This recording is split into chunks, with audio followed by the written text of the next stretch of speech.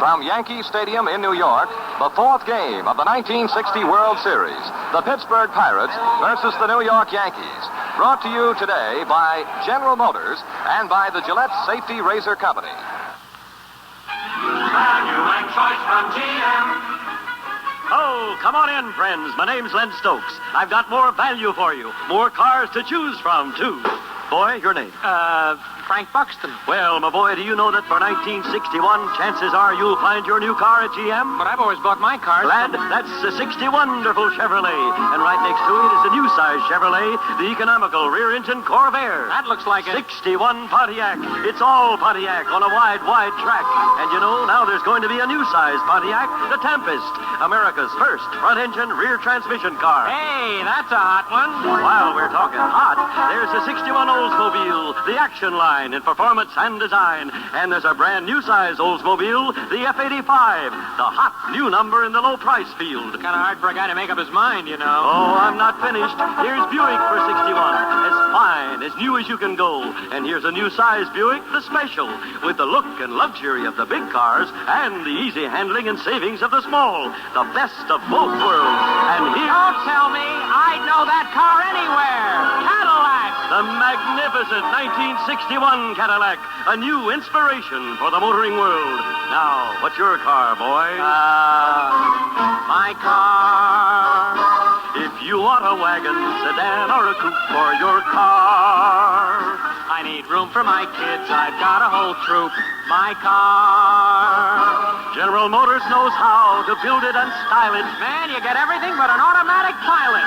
Chances are you'll find your new car at GM. Cause there's more to choose from. Value and choice from GM. So how much for all of them? Come back in 10 minutes, son. We'll talk about it. And remember, all of these great General Motors cars are backed by the new GM dealer warranty, which excludes only tires and those items recognized as normal maintenance. It provides the finest kind of protection for your investment during a full year or 12,000 miles of driving, whichever comes first. Well, good afternoon, baseball fans. Chuck Thompson along with Jack Quinlan at Yankee Stadium for the fourth game of the 1960 World Series. The weather conditions in New York this afternoon are just as fine as they were yesterday, and yesterday they were ideal for the playing of baseball. A bright sunshine pouring down at Yankee Stadium. The temperature before the game today registered as 68 degrees. And before us now, taking their warm-up tosses, a pair of slender right-handers. For the New York Yankees, Ralph Terry, and for the Pittsburgh Pirates, it will be Vernon Love. Well, the big question in the minds of baseball fans here in New York this weekend, and I would imagine in the rest of the world, can the Pirates bounce back from the devastating pummelings of the last couple of games? And believe me, this was the primary topic of discussion wherever you went last night. There was little or no looking back insofar as Danny Murtaugh's handling of the Pirates or to the more apparent collapse of Pirate hurling. It seemed to me that most of the talk last evening and here this morning prior to the ball game had to do with the possibility of the Pirates snapping out of it. And people we talked to were about, I must say, evenly divided in their feelings.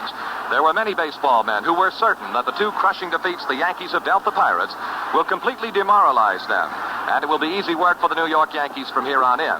There is, however, a very hard core of respected baseball men, principally National Leaguers, who are certain that the Pirates can and will come back to make a much better showing.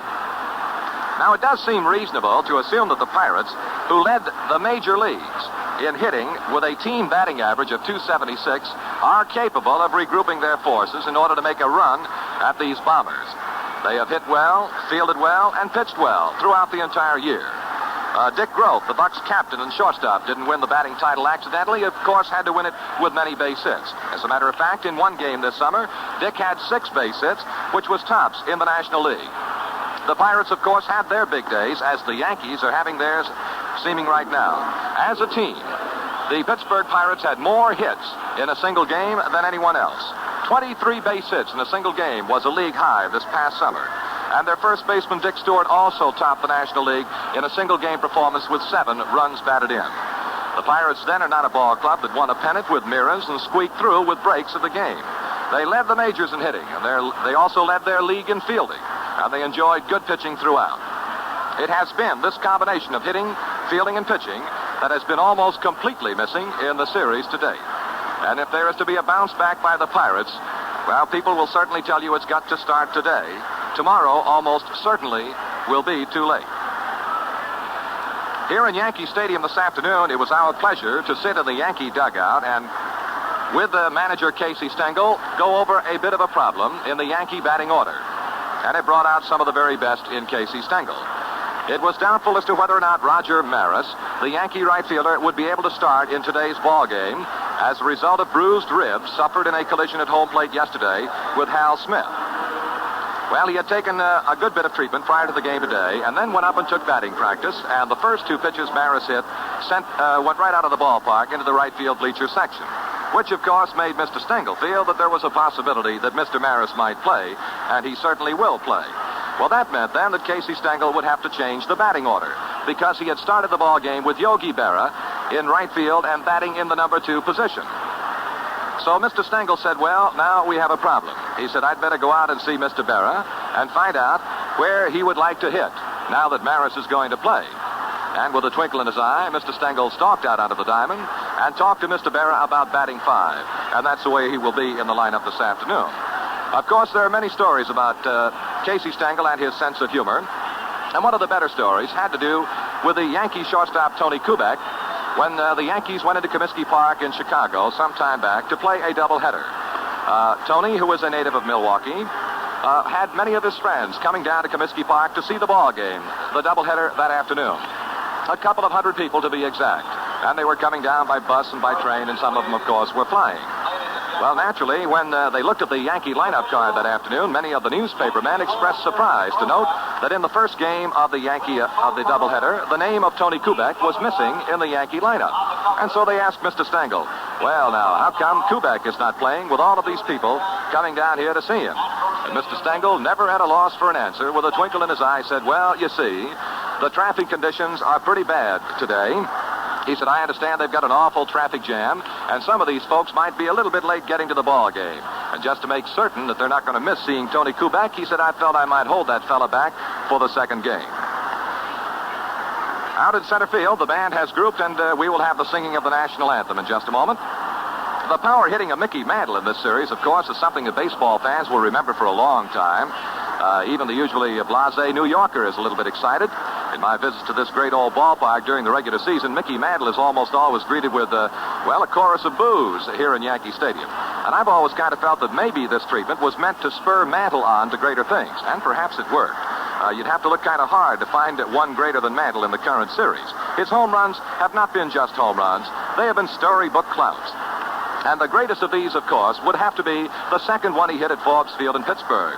And though I didn't think of it at the time, General Manager Frank Lane of the Indians called the turn on Mantle with a quip he made at dinner the first night in Pittsburgh.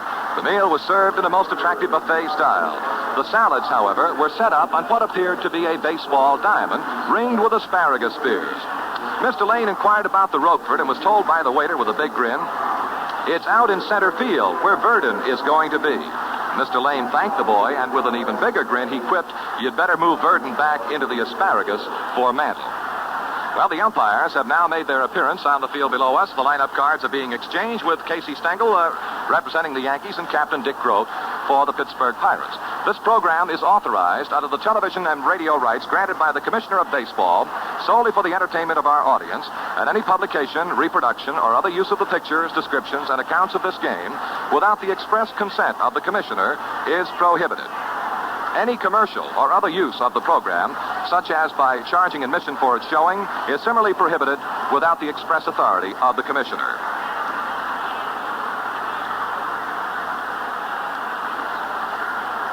Ralph Terry has just now completed his warm-up tosses. Terry, who is the starting pitcher for the Yankees this afternoon, in the season for New York, had a record of 10 wins and 8 defeats. His opponent, of course, Vernon Law, was the Pirate 20-game winner.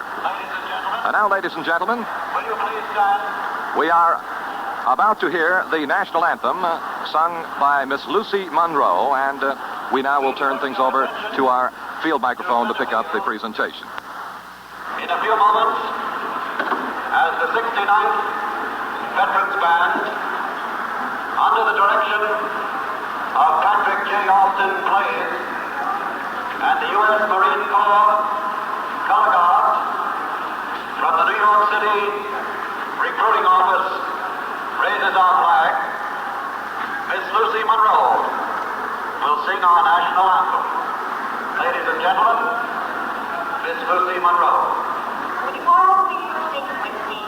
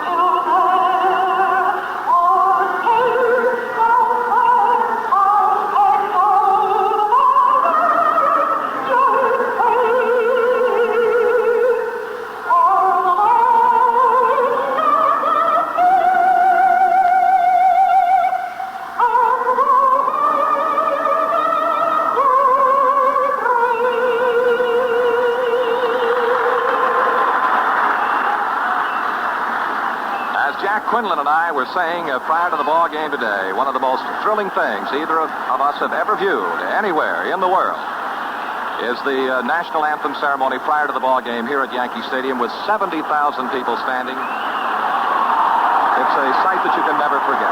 We pause 10 seconds for station identification. And now the batting order for this afternoon's fourth game. For the Pittsburgh Pirates, leading off in center field, Bill Verdon. Batting number 2 at shortstop, Dick Grote. Batting 3 in right field, Roberto Clemente. Batting 4 at first base, Dick Stewart. Batting 5 in left field for Pittsburgh, Gino Cimoli. Batting 6 and catching for the Pirates, Smokey Burgess. Batting 7 and playing third base, Don Hope.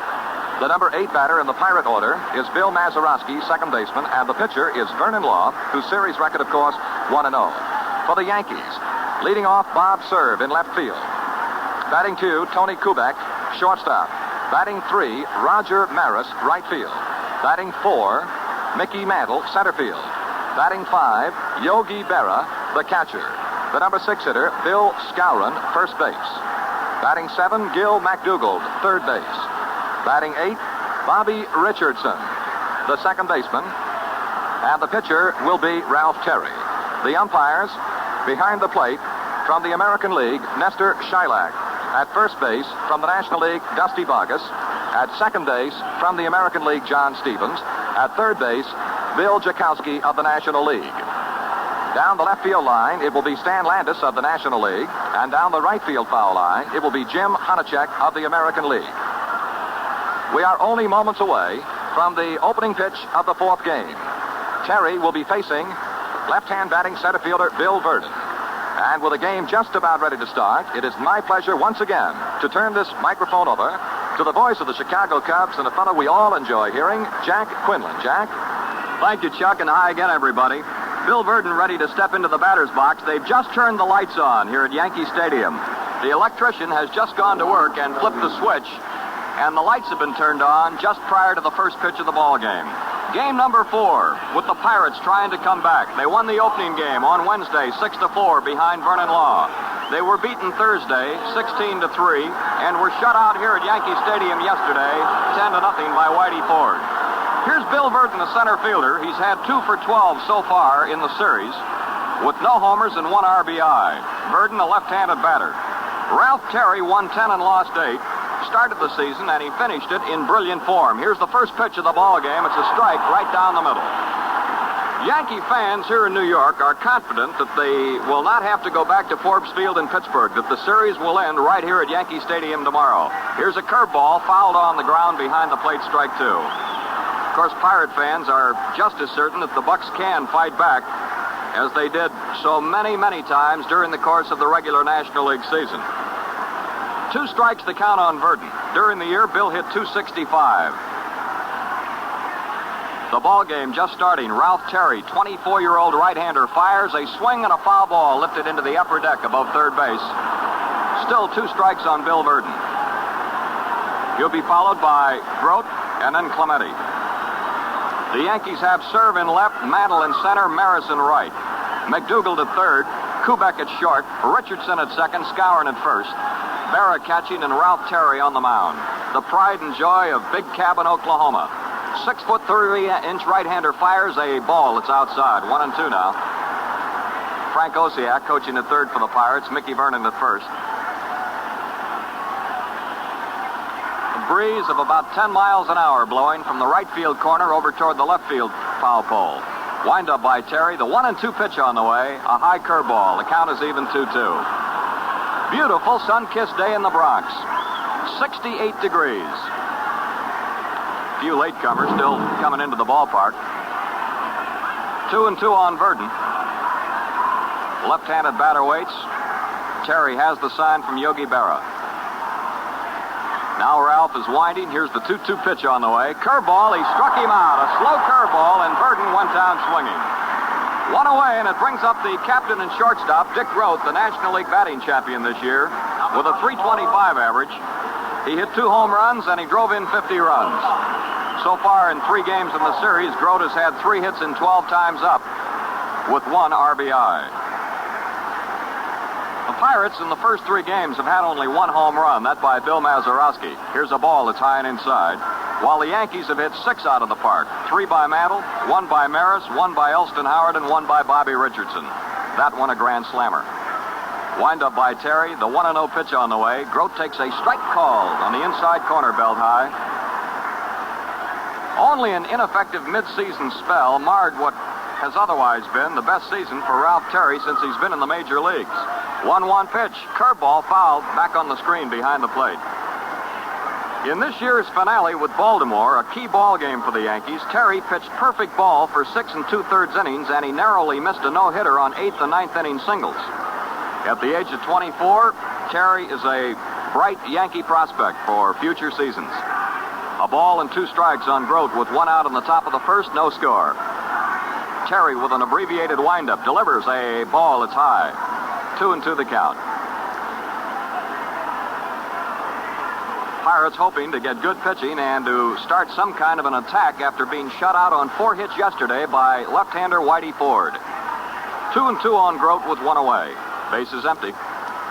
The windup by Terry. 2-2 pitch to Dick Grote. A swing and a pop-up out near second base. The second baseman Bobby Richardson coming in a few steps. He's under the ball and makes the catch. That ball was hit right off the bat handle and popped up to the second baseman. Number 21. 2 out and nobody on, and here's the right fielder Roberto Clemente, who's had 4 hits in the series and 13 times at bat. He's driven in 1 run. During the season, Clemente hit .314 for the Pirates, had 16 homers and 94 RBIs. Right-handed batter waits. Here's the pitch by Terry. A swing and a very high fly ball curving down the right field line. Here's Roger Maris moving over near the stands. It's out of play about a dozen rows. 1 strike. Clemente was drafted out of the Dodgers organization by the Pirates, and they've been happy about the move ever since. He is a spectacular type ball player, a demon on the base paths, a fine right fielder, a human fly with a great throwing arm, one of the best in baseball, and a good man with the bat, as the .314 average this year would indicate. Ralph Terry looks in to get the sign. 1 strike on Clemente with 2 gone. Here's the pitch by Terry. A swing and a high foul ball curving back to the right, and it's going to be out of play. Just makes the upper deck about 3 rows up. 2 out, nobody on here in the top half of the first inning. The Pirates and the Yankees in Game 4 at Mammoth Yankee Stadium, where yesterday 70,001 watched the first game here in New York. Here's the 0-2 pitch to Clemente. Curve, it's outside. Started to go for it, but he held up just in time. Terry tried to make him chase a bad pitch, and he almost pulled the trigger. The ball broke away from him. It's 1-2 on Clemente. With that 15-game winning streak that the Yankees closed the season with, they have now won 17 out of the last 18 games they've played. Here's a curve, low and away again, 2-2 on Clemente. In Game 5 tomorrow here at the stadium, Danny Murtaugh, the Pirate manager, has definitely indicated it'll be southpaw Harvey Haddix. Stengel has not made up his mind yet. He's going to wait and see what happens today. The windup by Terry and the 2-2 pitch to Clemente. Curve, a swing and a miss. He struck him out to retire the side. A slow curveball, and Terry strikes out 2 of the 3 Pirates he faces in the first inning. No runs, no hits, nobody left on. After half an inning, the Pirates nothing, the Yankees nothing. Value and choice from GM. Now, for 1961, the magnificent new Cadillac, world's most distinguished motor car. A car of matchless performance sculpted in a new trimness and crispness of line and silhouette. Cadillac for 1961, a new inspiration for the motoring world. Thrill to the new 61 Cadillac at your quality Cadillac dealers. The 61 Cadillac is ready now at your dealers. The Yankees come to bat in their half of inning number 1. They'll send up Bob Cerv, Tony Kubek, and Roger Maris. On the mound for the Pirates is Vernon Law, who won the first game of the series from the Yankees by a score of 6-4 at Forbes Field. He worked 7 innings last Wednesday. He gave up 2 runs, was tagged for 10 hits. He struck out 3 and he walked 1. He beat Ditmar by a 6-4 score. And his earned run average in the series so far in that one game is 2.57. Law made 35 starts during the season, pitched 18 complete games, which was high on the Pirates staff. Bob Friend had 16 complete games. So here's Bob Cerv leading off. Cerv, the left fielder, has had 3 for 6 in the World Series. No homers, no RBIs. During the year, he hit .253 with 14 home runs. Here's a fly ball to center. Verdon comes on, can't get it. A hit. Bob Cerv hits the first pitch into center field for a single, and the Yankees are off the same way they started yesterday. A man on first. Cerv singly into center field. It brings up the shortstop, Tony Kubek, a left-handed batter. Kubek has had 7 for 14 so far, batting .500 in the series. During the year, he hit .273 with 14 homers and 62 runs driven in. Ralph Houck, the first base coach, Frank Cressetti coaching at third for the Bombers. The pitch by Law. He bunts foul back here to the screen. Kubek trying to bunt, and he laid the bat underneath the pitch and hit it right back to the screen for a strike. Defensively, the Pirates have Somoli in left, Verdon in center, and Clemente in right. Polk at third, Grote at short, Mazeroski at second, and Dick Stewart at first playing right on the bag. The stretch by Law. The 0-1 pitch. Kubek swings and lines one into left field for a base hit. Bob Cerv rounding second. He'll go to third. The peg to second base. It's going to be too late. It's a double by Kubek. Tony Kubek doubles into left field, and the Yankees have runners on second and third with nobody out in the first inning. A single by Cerv and a double by Kubek. Time is called, and third baseman Don Hoke moves to the mound to talk to Vernon Law. It brings up right fielder Roger Maris. Maris has had 4 for 12, including a home run. The Yankee right fielder, who led the American League in runs batted in this year with 112. He hit 39 homers during the season. Yankee runners on second and third, nobody out in the bottom of the first inning. Vernon Law will wind. Here's the first pitch to the left-handed batter. Maris swings and he misses. Strike 1. Law is a great one for quotations. One of his favorites is, "I have never met a man who is not my superior at something." Of course, he trusts that will not apply insofar as the Yankee bats are concerned this afternoon. Here's the 1-strike pitch. A ball low. Burgess got down on one knee, blocked that pitch, kept it from going to the screen. 1-1 on Maris, with runners at second and third and nobody out. No score the bottom half of the first inning. The Pirate outfield deep and around to the right. The 1-1 delivery. Curveball, it's low and inside. 2 balls and 1 strike on Maris. The Yankees during the season had a team batting average of 260. 2-1 on Roger Maris. serve on third, Kubek at second base. Here's the 2-1 pitch on the way. Swing and a curve, and he lines it foul down the first base line, and it goes into the box seats on one bounce, and Maris broke his bat on the foul ball. 2-2.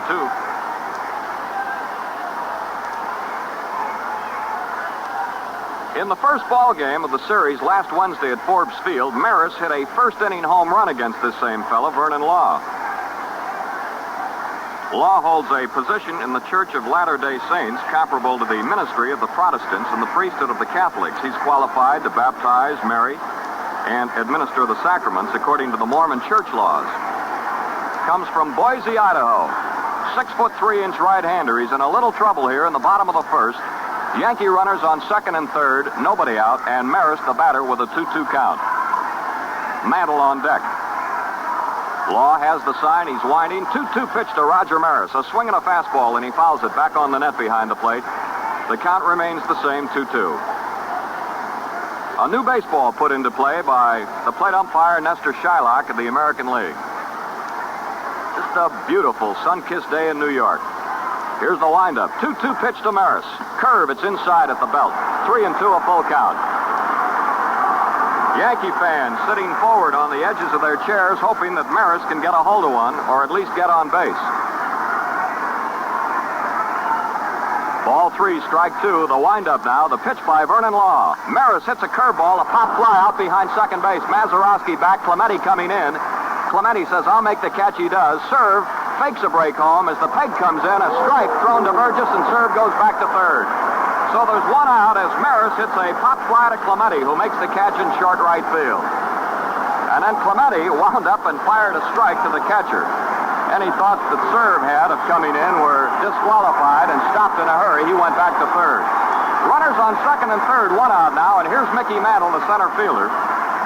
Mantle has had 6 hits in 12 at-bats, including 3 home runs in the series. They're going to put him on an intentional walk. Mantle is being walked intentionally to load the bases to pitch to Yogi Berra. Here comes ball 2 outside. Mickey just standing there with that bat on the left shoulder. There's ball 3 thrown by Vernon Law. One more and they'll be loaded up. This season, in 272 innings of pitching, Law issued only 40 bases on balls, and of course some of those were intentional. His greatest asset as a pitcher is his tremendous control.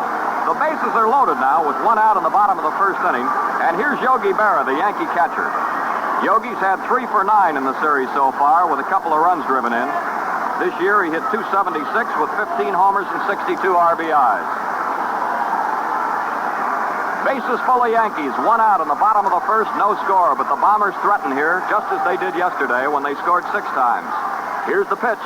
A curve strike at the knees on the inside corner. Yogi looks back at Shylock. Didn't particularly care for that called strike. The defense set around to the right and deep. Here's the windup by Law. The 0-1 pitch to Berra. Curve, he taps it foul. The ball rolls out in front of the plate after hitting Yogi on the leg. 2 strikes on Berra. Moose Skowron on deck down here to the right. This season, Law won 20 and lost 9, the best year he's ever had in the big leagues. He is a great pitcher. He's going to have to be great to get out of this. Here's the windup. The 0-2 pitch to Berra. Curve, foul, a ground ball down the third base line. Hoke steps on third, throws to first base. Out, a double play. John Hoke over to Stewart, a double play. Hoke stepped on third, forcing Kubek. Fired across to Stewart, the first baseman, doubling up Yogi Berra, and the first base Yankee coach, Ralph House, put up a pretty good squawk with umpire Dusty Boggess at first base. So in the inning, the Yankees get no runs on 2 hits. And 2 men were left on the bases, and at the end of 1 full inning, it's the Pirates nothing and the New York Yankees nothing. I wish to buy a car. I'm Frank Buxton, famous Hollywood director, maker of widescreen movies that grip the audience. Well, I'm Len Stokes, and I have wide-track Pontiacs that grip the road. Perfect! I, who am accustomed to soundtracks, have heard that no tracks are sounder than those wide ones. You're so right. I can see Pontiac is your car. It's the best used in tracks since the days of the horse car, your car. The Pontiac Pontiac story. It would win me an Oscar, my car. The doors are wider and the seats are higher. Long-legged solid, swoon with desire. Chances are you'll find your new car at GM, 'cause there's more to choose from. Value and choice from GM. Will be stupendous. What will be, sir? In front of me are the wide track footprints of my new Pontiac, immortalized in cement. The fans here at Yankee Stadium buzzing, talking to themselves yet about the fine play that Don Hoke made to get Vernon Law off the hook in the bottom of the first inning. Berra slapped a ground ball down the third base line, and Hoke, playing well off the bag at third, moved to his right, grabbed the ball, stepped on third to force Kubek, the runner at second, and whipped the ball across to Stewart to double up Berra by an eyelash at first base, and Law got out of the inning. So here we go to the top of the second. Dick Stewart leads it off for the Pirates. Stewart's had 2 for 8. .260 batting average during the year with 23 home runs and 83 runs driven in. Ralph Terry on the mound with a very abbreviated windup. Gives him a curve, and Stewart swings, and he misses for strike 1. The lights are on, even though we still have a lot of sunshine above us. Nobody on and nobody out. We're in the second inning. Here's a fastball popped up right off the bat handle. Third baseman McDougal coming down the line, sunglasses down, makes the catch, and there's 1 out. Stewart pops to Gil McDougal just to step off the bend of the grass at third base. Brings up the Pittsburgh left fielder Gino Simoli, who is playing in place of Bob Skinner again today. Skinner jammed his thumb the other day in a slide at third base at Forbes Field, the left thumb, and it's still badly swollen, and he is not able to grip a bat the normal way. Simoli has had 2 for 7 in the series. During the year, he hit .267 with 28 RBIs. Here's a chopper, a one-hopper back to Terry. Fires the ball to Skowron, and they're 2 gone. Simoli hits one right back to the pitcher, and he's thrown out. 2 up and 2 gone in the top of the second. And it brings up the Pirate catcher, Smokey Burgess. Burgess with 2 for 8 so far in the World Series. Smokey hit .294 during the year. The official seating capacity at Yankee Stadium is 67,000, but with the standees, we had 70,000 out here yesterday. Here's the pitch. Burgess takes a ball. It's low, 1-0 on Smokey.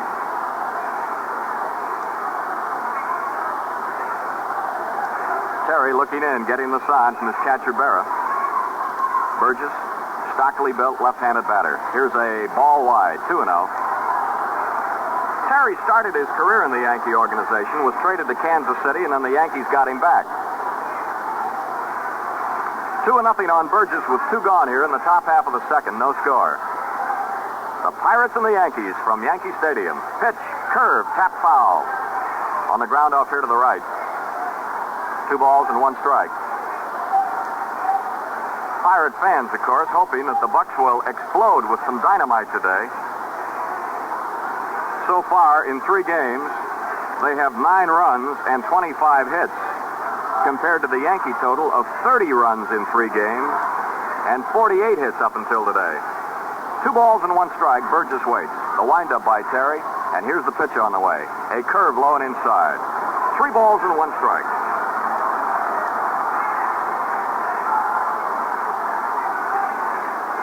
Don Hoke waiting on deck, swinging a bat around in the on-deck circle to the left. Pirates occupy the third base dugout at the stadium. The Yankees on the first base side. 3-1 pitch. Curveball high. Burgess walks. There's the first Pirate runner. A walk to Smokey Burgess with 2 out in the second inning. Here's Don Hoke, the fine third baseman of the Pirates. He's had 2 out of 9 so far in the World Series. This fellow wants to be a manager someday, and it might not be too far off. Of course, he still has a lot of baseball playing days left in him. Terry looks in to get the sign from Yogi. Burgess on first, 2 gone in the second inning. Here's a ball that's inside to Hoke. Pirate fans are convinced that this is the best Pittsburgh third baseman since Phi Trainer, and that's quite a compliment when you consider the trainers in the Hall of Fame. 1-0 on Don Hoke. Burgess on first base, 2 gone in the top of the second, no score. Pitch inside, almost hit him again. 2-0. Yogi steps off to the right of home plate, fires that baseball back to the mound. Hoke broke in with the Dodgers, was traded to the Cubs, then to Cincinnati, then to the Pirates. He had another fine year, hitting .282 with 16 home runs. He is not known as a power hitter. Pitch on the way. Strike, slider, letter high, 2-1. 2 balls and 1 strike on scrappy third baseman Don Hoke of the Pirates. Serve in left, Mantle in center, Maris deep in right. 301 feet down the left field line to the foul pole. 296 down the right field line here at Yankee Stadium. Burgess with a very short lead at first base. Skowron playing behind him. Here's the stretch. And Terry's 2-1 delivery. A swing and a well-hit ball to left field. Bob Serve is out there, though, and makes the catch to retire the side. Hoke lines to Serve in left field, and it's no runs, no hits, and 1 man left on. And at the end of 1.5 innings at Yankee Stadium, it's the Pirates nothing, the Yankees nothing. Value and choice from GM. Here, with more space, more spunk, more room in the trunk. The new 61 Chevy Corvair. Corvair gives you peppier performance with greater economy in a complete line that includes 4 new wagons, unlike anything ever built in America before. See the 61 Chevy Corvair at your quality Chevrolet dealers. Drop in and see the new Corvair. Vernon Law taking a few warm-up tosses here while Smokey Burgess gets his catching gear on. And in the bottom of the second, the Yankees will send up Bill Skowron, Gil McDougald, and Bobby Richardson. No score. Here's Burgess coming out. All equipped now to do the catching.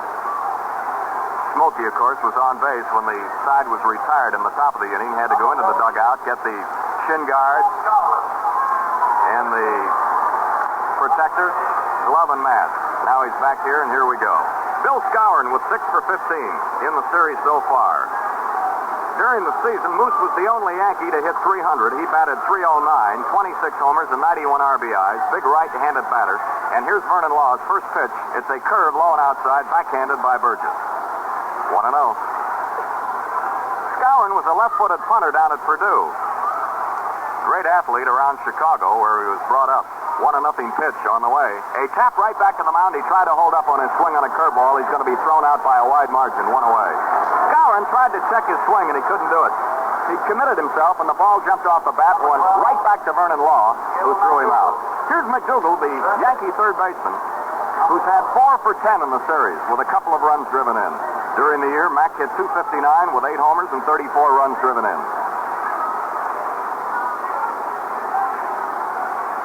1 out and nobody on in the bottom of the second. The Pirates nothing, the Yankees nothing. Law delivers a curve. It's low, ball 1.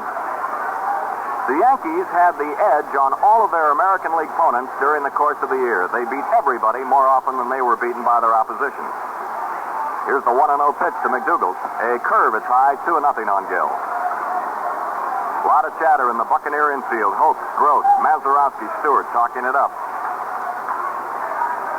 Vernon Law. Winding. 2-0 pitch to McDougald on the way. A swing and a foul back here to the box seat railing. 2-1. Plenty of speed in that Pirate outfield, too. A fine defensive club all year. With good hitting, good pitching, good base running. And those are some of the reasons they won it and are in this classic. Here's a line drive to right field. Clemente stays in his tracks and makes the catch. He didn't move a step. McDougald lines to Clemente, the Pirate right fielder. 2 out, it brings up Bobby Richardson, who lit the fuse yesterday with a grand slam home run in the first inning off Clem Labine. Bobby has had 5 for 13 in the series, 1 homer and 8 RBIs. Yesterday, he drove in 6 runs, a new World Series record for runs driven in a ball game. Law curves him low and away, ball 1. Bobby hit only 1 home run all during the regular season. Here's the 1-0 pitch to Richardson on the way. A swing and a line drive. It's a base hit down the left field line. Samoli over, picking the ball up. Richardson digging for 2. Here's the throw, and he's in standing, a double. Bobby Richardson doubles over the third baseman's head down the left field line. The second double and the third hit off of Vernon Law. Richardson doubling to left with 2 out. It brings up the Yankee pitcher, Ralph Terry. Terry hit .122 during the season. This is Ralph's first World Series. He's never been in one up until this year. He has a teammate in scoring position on second base with 2 gone here in the last half of the second, no score. Game 4 of the 1960 World Series from New York. Game 5 tomorrow afternoon here at the stadium. Game 6, if necessary, will be played Wednesday at Forbes Field in Pittsburgh. Here's a swing and a foul up on the net right in front of us, strike 1. And Game 7, if necessary, will be played on Thursday at Forbes Field, Pittsburgh. But as I mentioned earlier, Yankee fans are confident it will end right here tomorrow. Here's the 0-1 pitch, a swing and a foul off the end of the bat back here to the screen, strike 2. No score, the bottom of the second. A new baseball thrown to the pitcher, Vernon Law. 20 wins and 9 defeats during the year, with an earned run average of 3.08. Here's the stretch. The 0-2 pitch to Terry. Curve, it's outside. 1 ball, 2 strikes. Frank Crissetti down here coaching at third in his 19th World Series as a player or coach. Richardson at second base, 2 gone in the bottom of the second. Law has the sign. The 1-2 pitch on the way. A swing and a tap foul off to the left. And the count remains a ball and 2 strikes.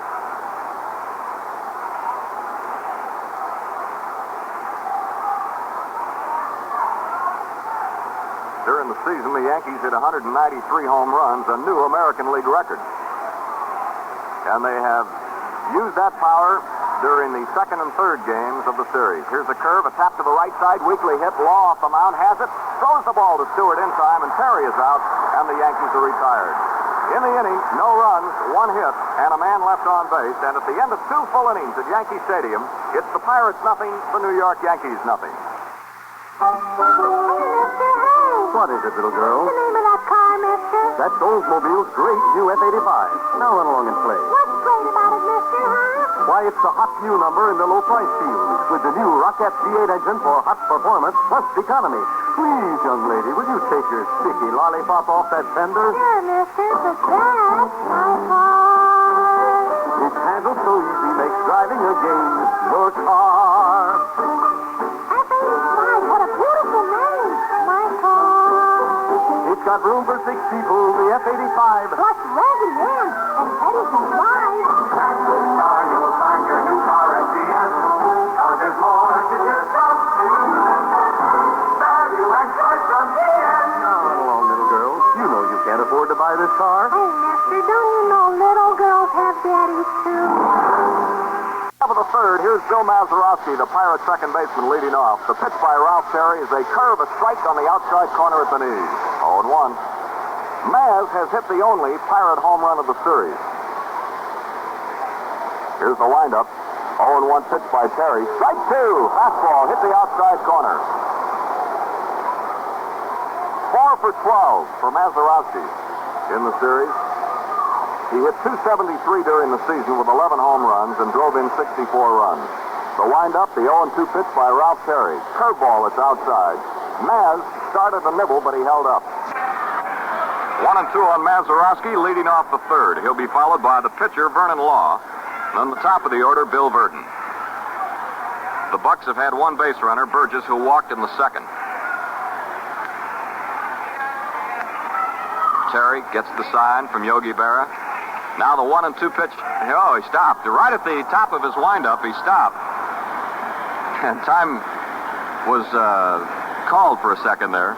Mazeroski stepped out of the batter's box. Now he moves back in. Terry, 24-year-old, lean, lanky right-hander. Delivers 1-2. A curve outside. 2 balls, 2 strikes. It's even up. These Pirates haven't given up by any means. They still have a lot of the old chatter down here, talking it up in the dugout at third base. The windup and the 2-2 pitch by Terry. Swing and a miss. He struck him out on a low outside curveball. Mazeroski fans, and that strikeout number 3 by the Yankee right-hander. It brings up the Pirate pitcher, Vernon Law. Law has been up only once. That, of course, was on Wednesday. And he grounded out. He was up a couple of other times, sacrificed, and was hit by a pitch ball. Neither, of course, counting as an official time at bat. So there's 1 out, nobody on base, top half of the third, no score. Game 4 from Yankee Stadium. Jack Quinlan along with Chuck Thompson. Another capacity crowd at the house that Ruth built. Pitch on the way. Curve, it's low and outside. Ball 1. 1-0 the count. Law trying to get something started. Here's the pitch. A strike. Vernon is not a real bad hitting pitcher. He hit 181, but he hit 1 home run during the year with 7 RBIs. A ball and a strike on Vernon Law. The pitch by Terry. Swing and a knee-high fastball, and he misses it for strike 2. The Yankees, of course, this year are especially happy to play host to the World Series, the 25th in the club's history, and the 10th in the 12-year Yankee managerial career of Casey Stengel. Strike 3 at the knees. He struck him out looking. So 2 strikeouts in the inning, 4 in the ball game for Ralph Terry as Law is called out on strikes. And it brings up the top of the batting order, center fielder Bill Verdon. Of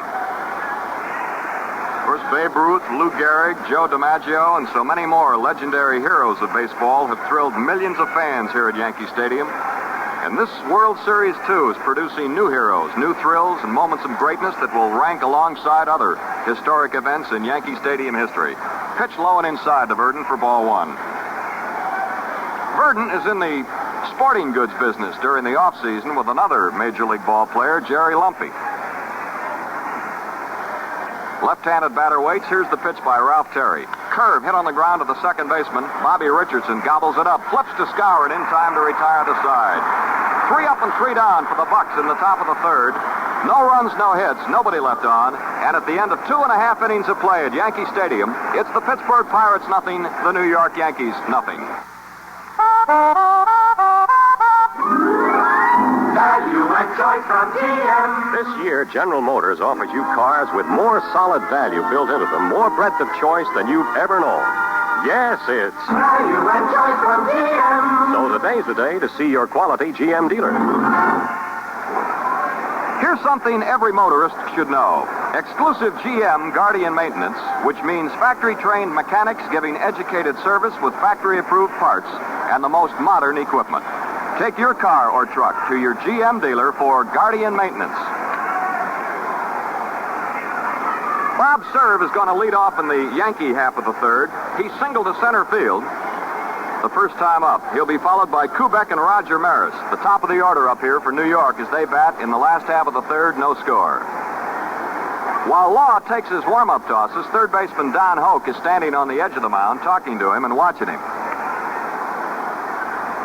Hoke is a fellow who takes great interest in everything that is taking place on the diamond, and that is one of the reasons that he is considered a real good prospect if he ever does become a manager. A baseball mind, and a good one. Here's Bob Serve, the left fielder for New York, leading off the last half of the 3rd. Law into the windup. The pitch by Vernon on the way. Sharp breaking curve. It's down low for ball 1. No score, bottom of the 3rd, just starting. Vernon Law's 1-0 pitch to Serve. A swing and a ground ball to Grote's right. He's up with it. Here's the long throw over to Stewart. In time, Serve is out, 1 away. Nice play by Grote, going a couple of steps quickly to his right. 1 gone, here's Kubek. Tony doubled to left field in the 1st inning. He's a Milwaukee product, left-handed batter. 1 out. Vernon Law into that windup, kicks the left leg and fires a fastball strike on the inside corner just under the belt. Law is somewhat reminiscent of Freddie Fitzsimmons. When he pitches, he spins around a little bit, not the exaggerated spin that Fitz used to use when he spun all the way around and looked out towards second base. Here's a curve, it's low and inside. 1-1 on Kubek with 1 gone in the bottom of the 3rd. The pitch by Vernon Law on the way. Kubek takes a curve, a strike. 1-2. Nestor Shylock of the American League is the plate umpire. Dusty Bogus of the National League at first. John Stevens, American League at second. Bill Jakowski, National League at third. Stan Landis of the National League on the left field line. Jim Honachek, right field line. Here's a curve popped up down the first base line. Dick Stewart backing up. Second baseman Maz under the ball, and he makes the catch in fair territory some 45, 50 feet out behind first base. So they're 2 gone as Kubek pops to Mazeroski. And it brings up Roger Maris, the Yankee right fielder. He hit a short hop fly to the right fielder Clemente back in the first inning. As Chuck mentioned earlier, there was a question mark whether Maris would play in this ball game because of bruised ribs, which happened in a collision at the plate with Pirate catcher Hal Smith yesterday. Here's a shot foul hit on a curveball down the right field line, hits the box seat railing, and ricochets into right field where Clemente picks it up and throws it out of play. Maris was sidelined for a while with cracked ribs this season and sidelined for a time in '59, an emergency appendectomy early in the year. Here's the 0-1 pitch to Roger, swinging a fastball, and he grounds one to the second baseman Mazeroski. Here's the play to Stewart in time. 3 up and 3 down for the Yankees in the last half of the third. No runs, no hits, and nobody left on. Quick work by Vernon Law. And at the end of 3 full innings of play at New York's Yankee Stadium, it's the Pirates nothing, the New York Yankees nothing. Value and choice from GM. For 1961, Buick presents the new special size Buick Special, the best of both worlds. The look and luxury of the big car world, plus the easy handling and savings of the small. Smaller than the big cars, bigger than the small. The best of both worlds. See the new 1961 Buick Special at your quality Buick dealers. It's ready and waiting. Go and see the new Buick Special soon. Fourth inning getting started. Dick Grote, Bob Clemente, and Dick Stewart, the first 3 Pirates to face right-hander Ralph Terry. Pirates trying to square the series at 2 victories apiece. They won the opening game on Wednesday 6-4 behind Vernon Law, then were beaten 16-3 and 10-0 by the Yankees. Here's Grote, shortstop, and captain, and National League batting king. He popped up to Bobby Richardson the first time up today. No score, the 4th inning just starting. Ralph Terry looking in, getting his sign. He's into the windup. And here's the first pitch to Grote. It's a ball, it's high, 1-0. Pirate fans talking it up. They'd like to see the boys from Pittsburgh score a few.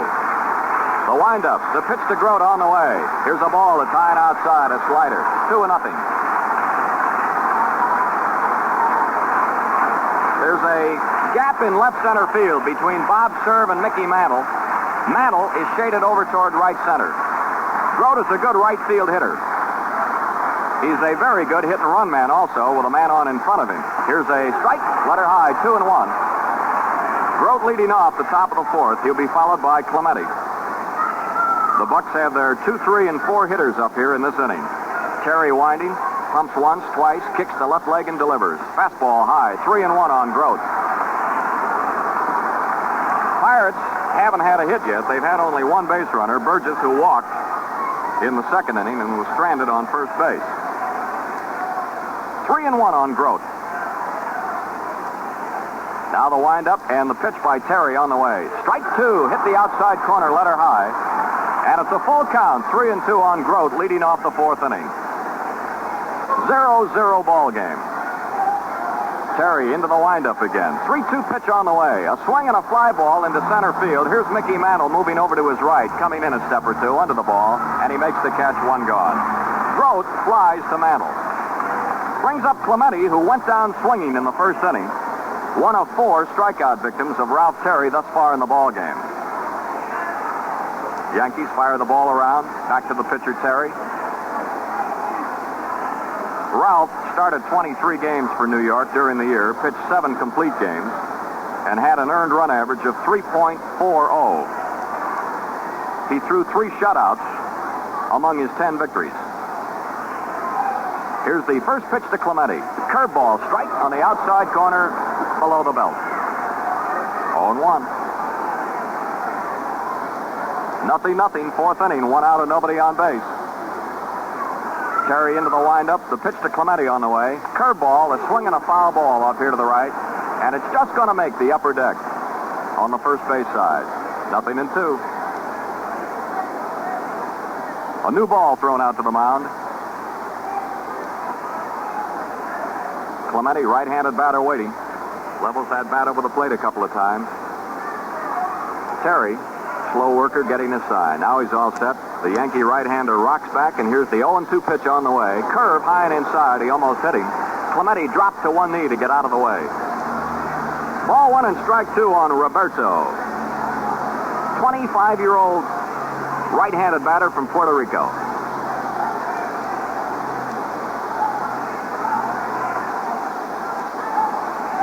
Terry all set again. 1 ball, 2 strikes to count.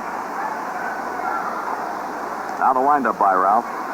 Here's the pitch now to Clemente. It's on the way.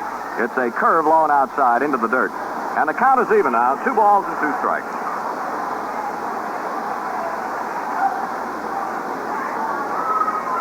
Clemente up there trying to get the first Pirate hit of the ball game. There's no score. We're in the 4th inning.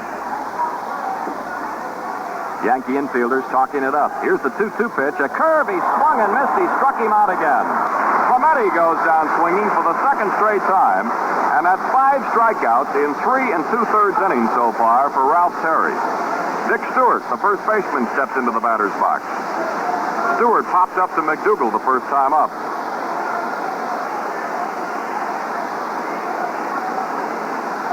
Victory by the Bucks today would square the series 2 games apiece. A victory for the Yankees would put them in the lead 3-1. Stewart, big right-handed batter. Here's the pitch. Strike, fastball, right down the middle. 0-1. Our broadcasting booth right behind home plate, looking out toward center field. At mezzanine height. 2 out and nobody on here in the top half of the 4th.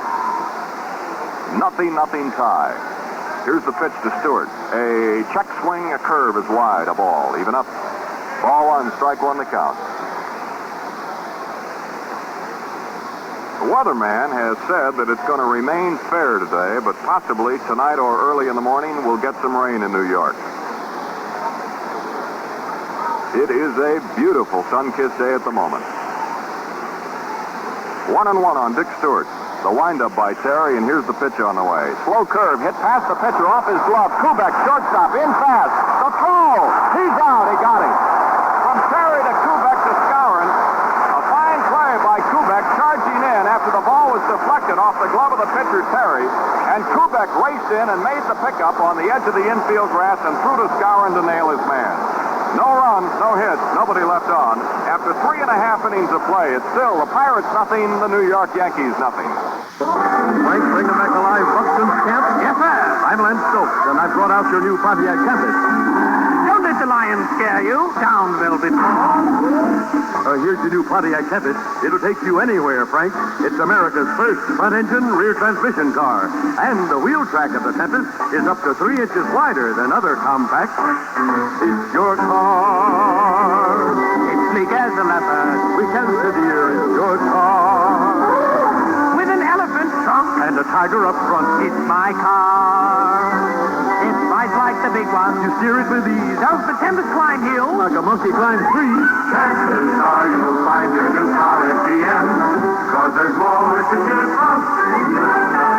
Value and choice from GM. The Velvet Paws. Do let him up. He hasn't given me the keys for my new Tempest. Last half of the 4th inning, the Yankees coming up with Mickey Mantle, Yogi Berra, and Bill Skowron. 3 sticks of dynamite here for New York in the bottom of the 4th against right-hander Vernon Law.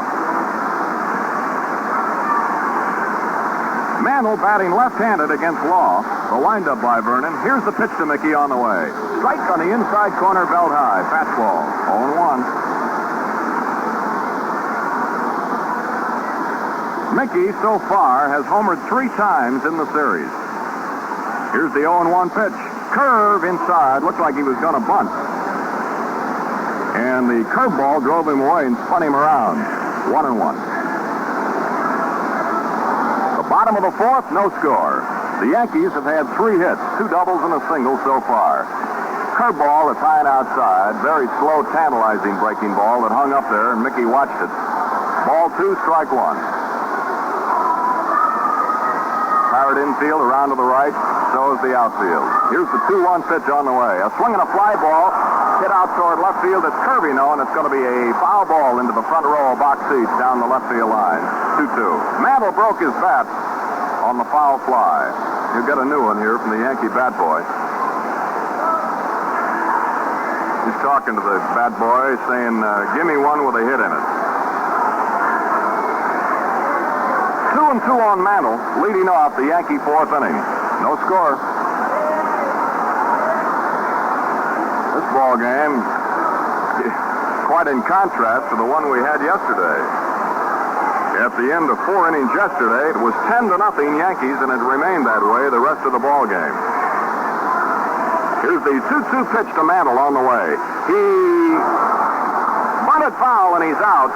He tried to drag on a 2-2 pitch, and he bunted foul at the catcher's feet. It's a strikeout.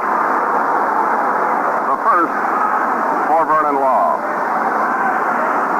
Mantle trying to drag on a 2-2 pitch, and he bunted it right at the catcher's feet. A strikeout, and that'll bring up the catcher, Yogi Berra. Berra grounded into a double play to get Law out of a jam in the first inning. The play went Hoke to Stewart. With the bases full and only 1 out, Hoke made a fine play to start the side-retiring DP. Here's the pitch by Law to Yogi. It's a curve. It's wide to the left-handed batter, ball 1. The Yankees this year here drew 1,627,000, which was their best season since 1952. Here's the pitch tight for ball 2. On the road in 1960, they drew more than anybody else in the major leagues. 1,800,000. Here's the 2-0 pitch. Strike, a beauty that hangs on the outside corner, a curveball. It's 2-1. So during the season, home and road, the Yankees drew a total of 3,486,000 fans. Here's a swing and a grounder on 1 hop to the pitcher, Law. He stabs it, fires to Stewart. Berra's out, 2 gone. Little 1-hopper right back to the pitcher, Vernon Law, who took care of him. 2 up and 2 gone, and here is Bill Skowron, who hit an easy tap back to the mound his first time up today. Right-handed batter. No score, the Pirates and Yankees in Game 4 at Yankee Stadium. Here's the pitch by Law. Curve, it's outside, ball 1. Hoke at third, Grote at short, Mazeroski second, Stewart at first. Somoli, Verdon, and Clemente in the Pirate outfield. Pitch to Skowron, swinging a fly ball, well hit, right field, way back. It's out of here, a home run for Skowron.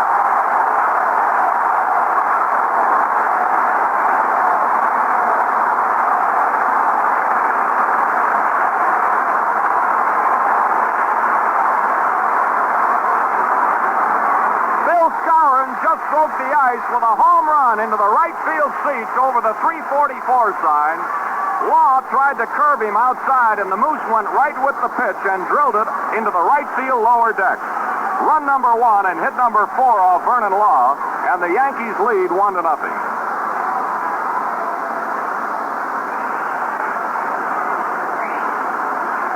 That is the 138th Yankee World Series home run in 138 Yankee games. And it's the 5th World Series home run for Skowron. Here's McDougal taking a strike. Gill lined out to Clemente. First time at bat. There's strike 2. 0-2 on McDougal with 2 gone and a run in. On Skowron's first home run of the series, and the Yankees 7th. They lead 1-0. Law winding. 0-2 pitch to McDougal down the way. A swing and a curveball. He misses it. He struck him out to retire the side. Strikeout number 2 by Law. So in the inning, 1 run, 1 hit. The home run by Big Bill Skowron. And nobody left on base. And after 4 full innings of play, it's now the Yankees 1 and the Pirates 0. Big cars, small cars, any kind at all cars. More cars, your cars. Cars you get. Value and choice from GM. More new cars to choose from at General Motors. Chevrolet and the new size Chevrolet, the Corvair. Pontiac and a new size Pontiac, the Tempest. Oldsmobile and a new size Oldsmobile, the F-85. Buick and a new size Buick, the Special. And Cadillac Never before has one company offered so many cars to meet so many needs. That's why when you go to buy a new car, your car... Chances are you'll find your new car at GM, 'cause there's more to choose from. Value and choice from GM.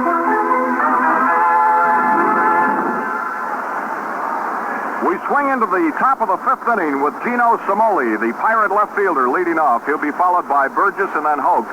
Ralph Terry on the mound for the Yankees now has a 1-0 lead, thanks to the big bat, the Louisville slugger of Bill Skowron.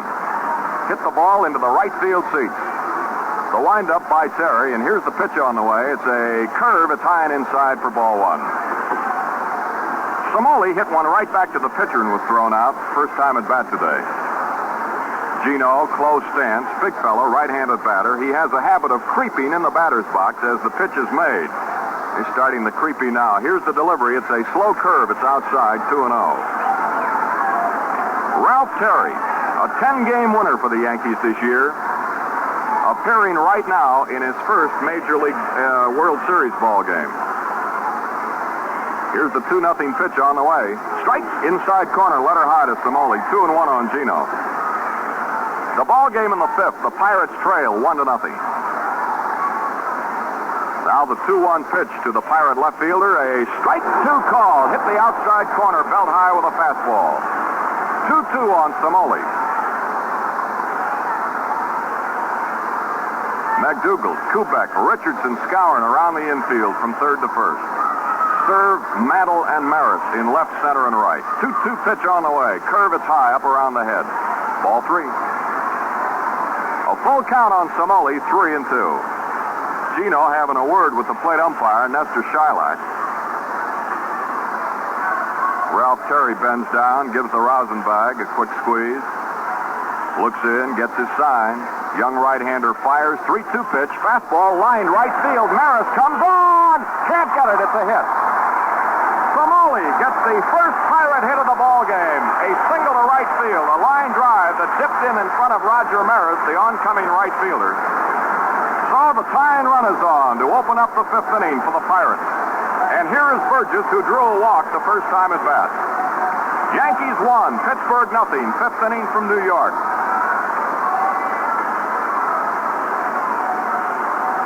The Yankee outfield around to the right. A nice hole in center field between Mantle and Serve. Here's a high pop foul behind the plate. Berra coming back. He's not going to have room. It's on the net. One strike on Smokey Burgess. These two opposing catchers today, Burgess and Berra, are somewhat similar in appearance. Both short, stockily built, left-handed batters with good power each. One strike on Smokey. Simoli on first, nobody out. The fifth inning. Yankees lead on a fourth inning home run by Bill Skowron into the right field seats, hitting it to the opposite field. Simoli with his lead. The pitch by Terry on the way. Curve lined. It's a foul ball down the right field line. Hits the box seat railing and then rolls back toward the foul line and into fair territory. 2 strikes on Burgess.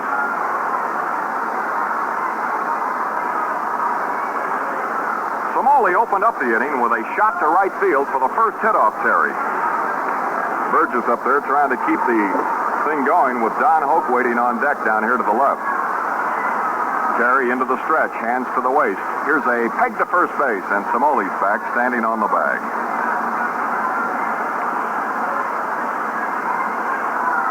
Burgess, the number 6, levels that bat over the plate. Here's the 0-2 pitch. A swing and a little chopper to the first baseman, Skowron. Whirls, throws to second base. He's safe!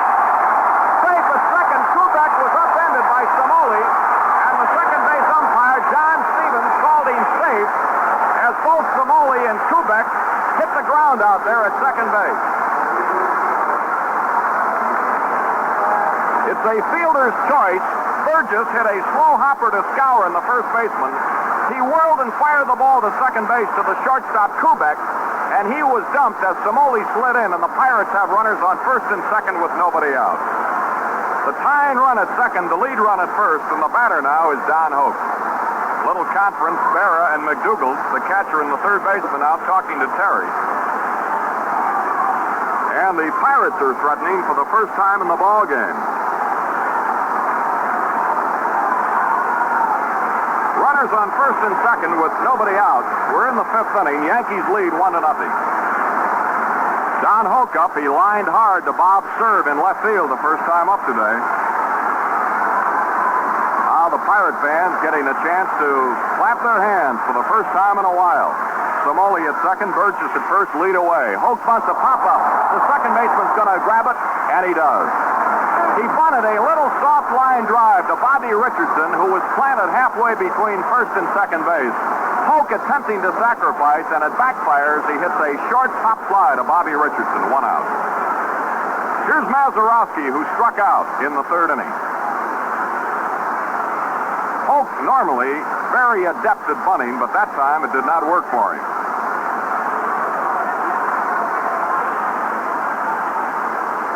Looked like Don was trying to push that bunt down the first baseline to get Samoli to third and Burgess to second, but he got underneath the ball, and he popped it to Bobby Richardson. Here's the pitch to Mazeroski. It's a ball low and outside, 1-0. Pirate runners on first and second, 1 gone in the top of the fifth. They trail New York 1-0. Terry getting his sign from Berra. This is the 65th World Series game for Yogi. Here's the pitch on the way. A ball that's outside. Threw him a curveball. It was just an inch outside. 2-0. Terry trying to keep that ball down low to make Mazeroski hit one on the ground and possibly hit into a side retiring double play to get out of it. Samoli's at second base. Burgess on first and 1 out.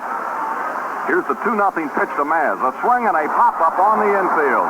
First baseman Skowron coming in. He's near the mound. He's under the ball. He makes the catch. 2 gone. Terry neatly working his way out of this, but now the pitcher Vernon Law is coming out to hit. Well, the Pirates had runners at first and second with nobody out.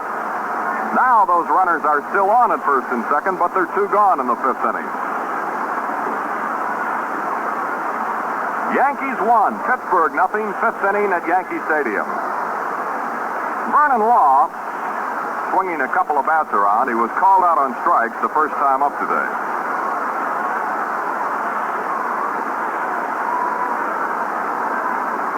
It's up to Law to get those teammates around the bases. They're 2 gone. Here's Terry into the stretch. The pitch to Law on the way. Swinging a line drive left field. It's going to be out for a base hit. Up against the wall. Here's Samoli scoring. Burgess going into third. It's a double, and the ball game is tied. Vernon Law doubles down the left field line. It hit the 4-foot fence on 1 bounce, and it drives in Gino Samoli from second base with the tying run. Hit number 2, run number 1 off Ralph Terry. Burgess was held at third by the third base coach Frank Osiak. Vernon Law is on at second base with a double driving in a run. And the ball game is a brand new one now. 1-1 in the top half of the fifth. Here's Bill Verdon. Struck out and grounded out. The lead run at third base in the form of Smokey Burgess. Law, the pitcher, is on at second base. He just doubled in the tying run. Ralph Terry going to have to really bear down now. Here's the windup and the pitch to Burden on the way. A swing at a curveball in on the hands, and he missed it for strike 1.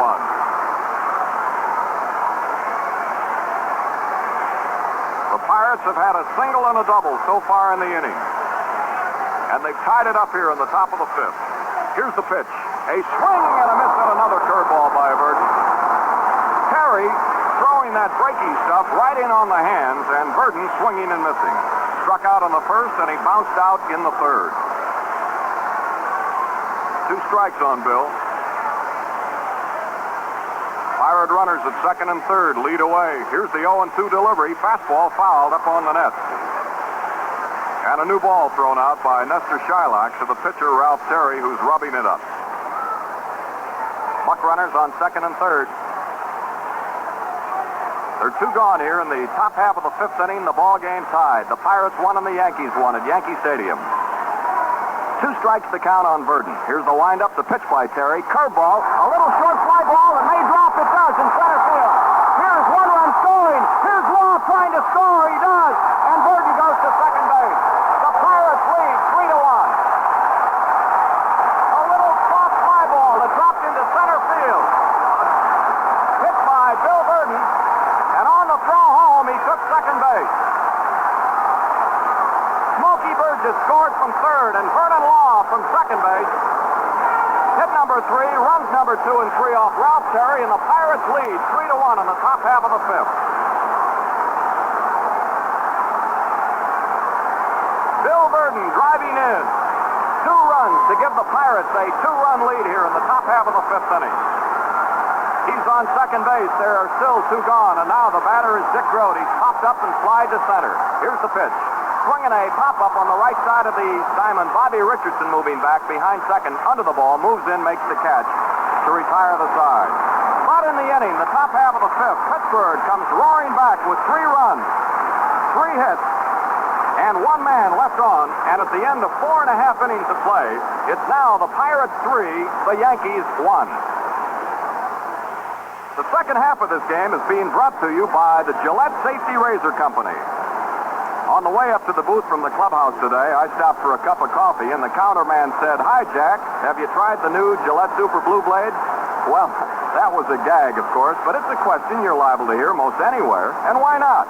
For when a man has tried this blade, he's liable to tell the world about the almost unbelievably quick and easy shaves he gets. And what shaves you do get. Clean, refreshing, and oh so smooth. Those Super Blue Blade edges are called a scientific breakthrough and are exclusive with Gillette. Just try them and see. And now's the time for, while they last, you get a dispenser of Super Blue Blades, a new one-piece Gillette Super Speed razor and styrene travel case for only 89 cents. Or get Gillette Super Blue Blades separately, a dispenser of 10, 69 cents, or 15 for $1. We pause 30 seconds for station identification. We go to the last half of the fifth inning with the Yankees coming to bat, trailing Pittsburgh by a score of 3-1. And now I'd like to turn the mic over to the gentleman from the nation's capital, Chuck Thompson. Thank you very much, Jack. And here is Bobby Richardson waiting the first offering from Vernon Law. He looks, and it's in there. Strike is called. Bobby ran the hands up the bat, just turned in over the plate and gave it a look all the way. Strike 1 to Bobby Richardson. The Pirates in front of the Yankees, 3-1, as we go to the last half of the fifth inning. And the tall, lean Pirate right-hander works and throws. Swinging a line drive. Base hit over the outstretched glove of the first baseman Stewart and on through the right field. And Richardson is on with his second hit of the afternoon and his 7th hit of the series. Bobby Richardson lines into right field. And the Yankees have their leadoff runner at first base. And the batter now will be pitcher Ralph Terry. Terry in the second inning against Vernon Law went out on a bouncer right back to the mound. Now, Yankees at it in the last half of the fifth inning. Pirates lead the ball game by a score of 3-1. The Pirates 3 runs on 3 hits. The Yankees 1 run on 5 hits. Richardson now has 7 hits in 15 trips in the series. All ready to go. Hope crowds in looking for the bunt. Terry turns as if to bunt, takes the pitch, and the strike is called. Third baseman Hoke really ripping in, coming down that third base line. And, of course, Dick Stewart, Pirate first baseman, charging off the first base side. That sends Mazeroski drifting towards second base, and shortstop Grove moving over toward the bag at second. The set on the pitch, and it is bunted right up in front of the plate, grabbed by Burgess in foul territory, however. And the count now to the pitcher, Terry, will be 2 strikes. Attempting to bunt, Terry fouled one off the first base side. And the count now 2 strikes to the Yankee hurler, Ralph Terry. Don Hoke up on the mound with a few words for Vernon Law. 2 strikes for the pitcher, Terry. All ready to go once again. Law into the abbreviated stretch. He sets. And Terry looks and takes the pitch outside for a ball, and he was looking all the way, did not run the hands up with that, gave no indication of bunting. Ball 1, strike 2 to Ralph Terry. Pirate outfield kind of bunched up, of course, to this pitcher. They give him a lot of room down the foul lines. And the 1-2 pitch, he turns to bunt, he bunts it, and it's a foul ball, strike 3. And Terry is out of there, and Law notches another strikeout. That will be the 3rd in the ball game now. For Vernon Law, 1 out of the inning. Terry bunting misses, and it's a strike 3. Here comes Bob Serve, who opened the ball game for the Yankees in the first inning with a first pitch single to center field. Then in the third inning against Vernon Law, this big, strong left fielder grounded out to short. The pitch. He swings a long fly ball deep into right field. If it stays fair, it's going to go all the way. It's a foul ball. Oh, that one was really popped up there in that upper deck in right field, but a foul ball. And it's just another long strike, as the players would say.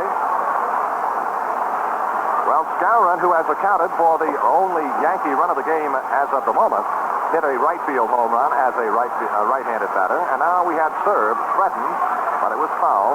Jim Honachek, right down the right field line and deep in right field, made the fine call. Now the one-strike pitch to Serve. It is a foul ball. He tried to turn away from an inside offering. Ball hit the bat and carried him foul. Strike two to Bob Serve. And Law really cut the fastball loose. And it seemed to be sailing up and in on the right-hand batting Bob Serve. One out. Richardson, the runner holding first base for the Yankees. Pirates lead the ball game 3-1 in the last half of the fifth inning. Law, the Pirate right-hander, ready to go. He throws, blown away. And the count now is 1 ball, 2 strikes. Tried to get Serve to go on a bad ball. Serve refused to bite. 1 ball, 2 strikes. Pirate infield up in double play depth right now. Law sets, kicks, and throws. Swing and a miss. He struck him out. Law gave him the curveball, and it really dropped off the table, and Serve goes down swinging. Strikeout number 4 for Vernon Law. 2 down in the Yankee half of the fifth inning now, and the batter will be Tony Kubek. Kubek, who had an opposite field double. As a left-handed batter, he spanked a double into the left field corner in the first inning. Then in the third inning, he popped out to the second baseman, Mazeroski. The pitch. Ball 1, inside high. Kubek rocks back out of the way.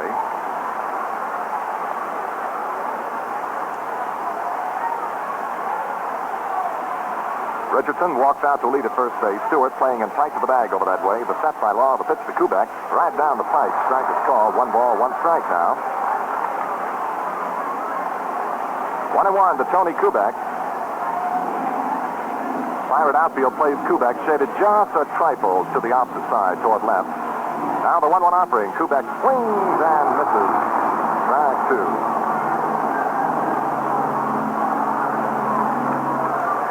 A ball, 2 strikes to Kubek. 2 down. Richardson, the Yankee runner at first base. Pirates lead the ball game 3-1. And now again, the 1 ball, 2 strike pitch to Kubek. Here it is. He swings and gets a piece of this one. A foul ball bounces back among the spectators off the first base side. 1-2 to Kubek. Well, Skowron jumped the Yankees in front with a home run, 1-0, and the Pirates came right back on the top of the fifth with 3 runs to take over a 3-1 lead. Now Law ready to go. The 1 ball, 2 strike pitch to Kubek. He swings and misses. He struck him out. Boy, Law blew that one right by him. 5 strikeouts. Yankees in the fifth inning, no runs, 1 base hit, no errors, 1 man left on, and the score at the end of 5 innings, the Pirates 3, the Yankees 1. Hurry on down to your store, honey. Get yourself a great big deal. You'll find out you can save some money on paper. Make big deal. The Capri Mark 3 on Main Alive was $2.49, now $1.95. Hurry on down to your store, honey. Get yourself a deal, a great big deal, a great big paper mate. Big deal. It's Papermate's Big Deal. The Papermate Capri Mark 3 pen, regularly $2.49, is now just $1.95. Yes, sir, the Capri Mark 3, the pen that positively won't skip, even writes over butter, is now yours at the big deal price of only $1.95. And your Papermate is unconditionally guaranteed. If it doesn't perform, we'll replace it. So get a big deal. Get a Papermate Capri Mark 3, was $2.49, now just $1.95. So won't you hurry on down to your store, honey. Get yourself a deal, a great big deal, a great big Papermate. Big deal. Now for the 6th inning, and here's Roberto Clemente to come on against Ralph Terry.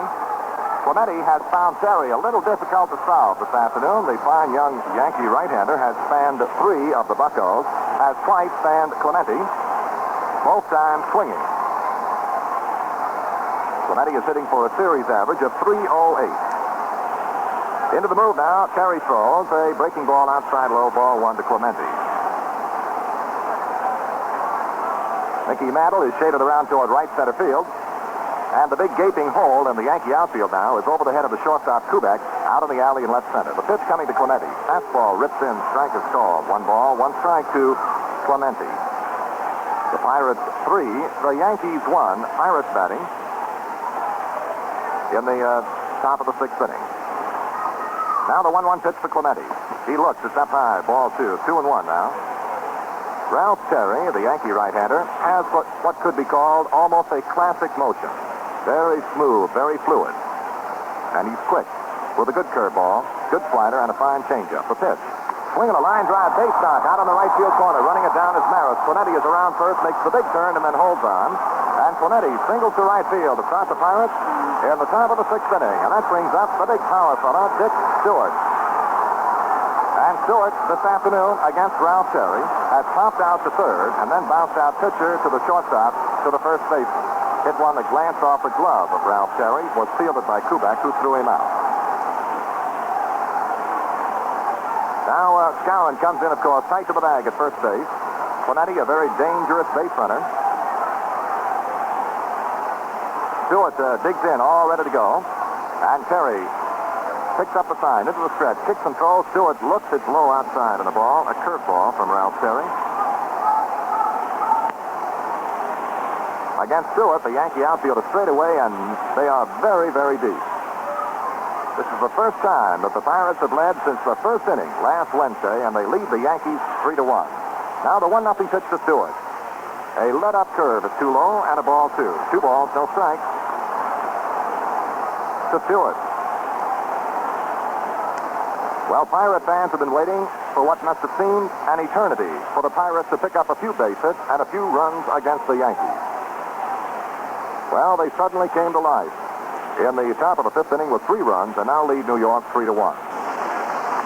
Now let's see what the big guy Stewart does with this 2-0 pitch from Ralph Terry. Clemente with a bigger lead now at first base. The set by Terry, the pitch.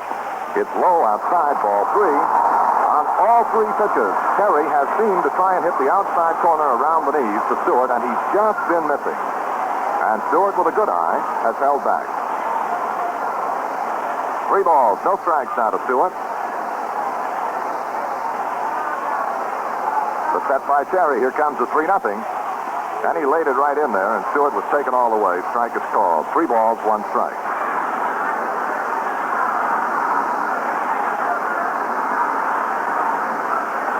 Well, let's see whether Stewart's got the green light now on this 3-1 pitch coming down from Ralph Terry. Terry with the gloved hand on the left knee now straightens out of it into the stretch, kicks and throws. Stewart swings a foul ball. It's out of play into the upper deck. 3-2 to Stewart.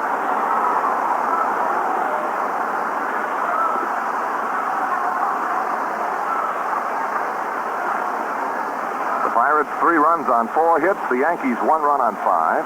And Ralph Terry is not happy with the baseball he's got out there, so he asks for another one, and plate umpire Shylock provides him with same. These pitchers develop, believe me, a very sensitive touch. They can just pick up a baseball and tell you whether it seems a little bit heavy or maybe a little bit out of shape. Pitches don't seem right. And 9 out of 10 times they're right. Well, now here comes the big one. 3-2 to Stewart. He swings a ground ball, slowly hit off the third base side, charging McDougal. No play at second. The only play is to first, in time to get Stewart. And that'll be the first out of the inning. On down to second goes Clemente as Stewart hit a slow roller down third base way. McDougal broke to his left, in on the infield grass, made the pickup and throw in time to get Stewart for the first out. 1 away in the Pirate half of the 6th inning. Clemente down at second base. And the batter now will be Gino Cimoli, who sparked the Pirates to their 3-run 5th inning with a leadoff single to right field and then came on to score the first run of the ball game. Right-hand batting, right-hand pitching. Terry all ready to go now. He sets at the belt, throws a slow curveball, drifts outside, ball 1. There is action in the Yankee bullpen right now. And as we mentioned yesterday, you cannot see into the bullpen, either Yankee or visitor's bullpen. We cannot identify the player or the pitcher working, but there is activity. Now the set by Terry, the pitch coming to Cimoli. He swings, ground ball hit right toward the second baseman Richardson. He digs it out. Now the throw to first in time to get Cimoli, and on the play, Clemente moves on down to third. Cimoli grounds out to second baseman Bobby Richardson. 2 down.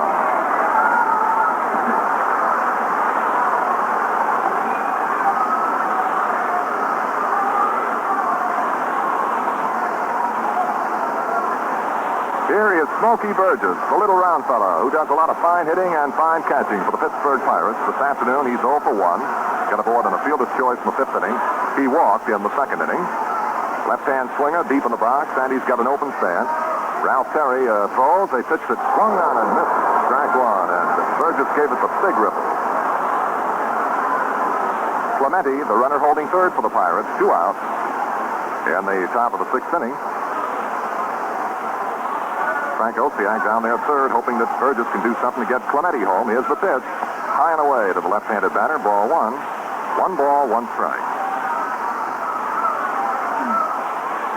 Mantle, Yankee center fielder, tucked pretty well around toward right center field, and Maris straight away and deep in left. Up a little bit in left field and over toward left center is Bob serve. The infield is kind of overshifted a little bit toward first, and the 1-1 coming to Burgess. He swings and misses. Strike 2. Kind of looked to me like Smokey might have been guessing a little bit with Terry that time.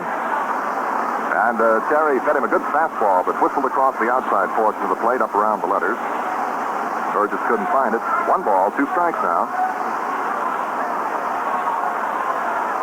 Clemente walks out to a lead at third base, 2 outs. And here's Terry in the move. The 1 ball, 2 strike pitch to Burgess is inside, just missing the inside corner of the hand. Yogi Berra held it up there for plate umpire Shylock to look at again. But the survey will not pay off. It'll still be ball 2, strike 2 to Burgess.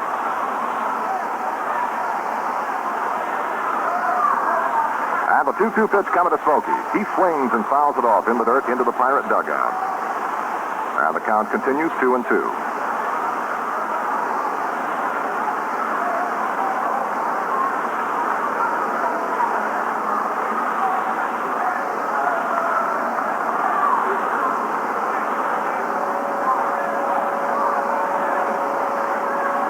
Now the 2-2 pitch coming down to Burgess. 2 down here on the Pirate half of the 6th inning. Clemente waiting for transportation of third. Here's the 2-2 to Burgess. It's up high, and Smokey takes ball 3. 3-2 now. Full count to Burgess. With 2 down.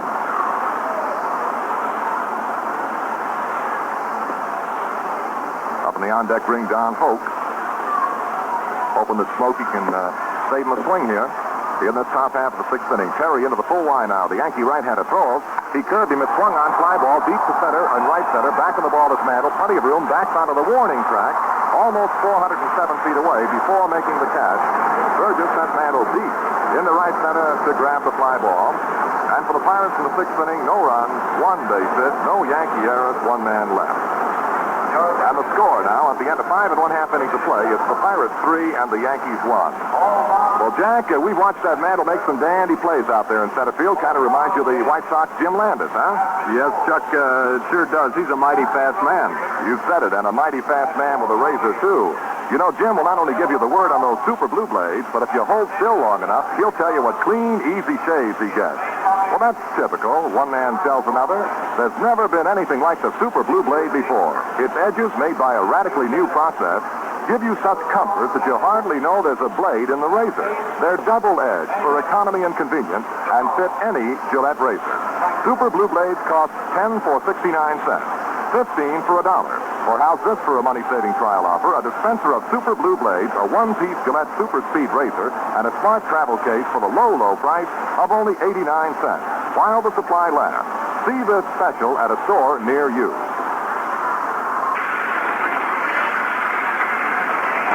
Roger Maris will lead off for the New York Yankees against Vernon Law in the last half of the 6th inning, and as you hear, Yankee Stadium now begins to come to life a little bit. Maris this afternoon against Vernon Law has flied to right, has grounded out to second. Outfield deep and around toward right, and Law in that abbreviated windup deals inside, coming right on through. The backhanded effort of Smokey Burgess rolls back to the screen, ball 1. Maris just kind of bent at the middle and let the ball skim through. 1 ball, no strikes to Maris. Now Law ready to go. He steps and throws. A slow curve, and Maris swings and misses. Strike 1. Beautiful pitch, and now Maris has asked plate umpire Shylock to take a look at that baseball. Nestor gives it a quick look and flips it right back to Vernon Law. Mazeroski, Pirates second baseman, has cut around toward the first base side of the infield. Laying deep, he's backed off to the edge of the outfield grass. Now the 1-1 pitch coming down. Law delivers to Maris, a ball a little bit high. 2-1 now.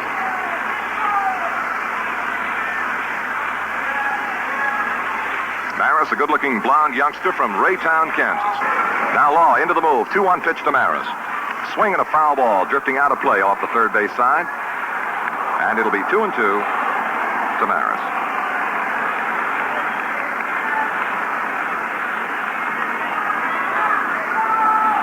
I imagine those Pirate fans right now are saying, what a difference a day makes.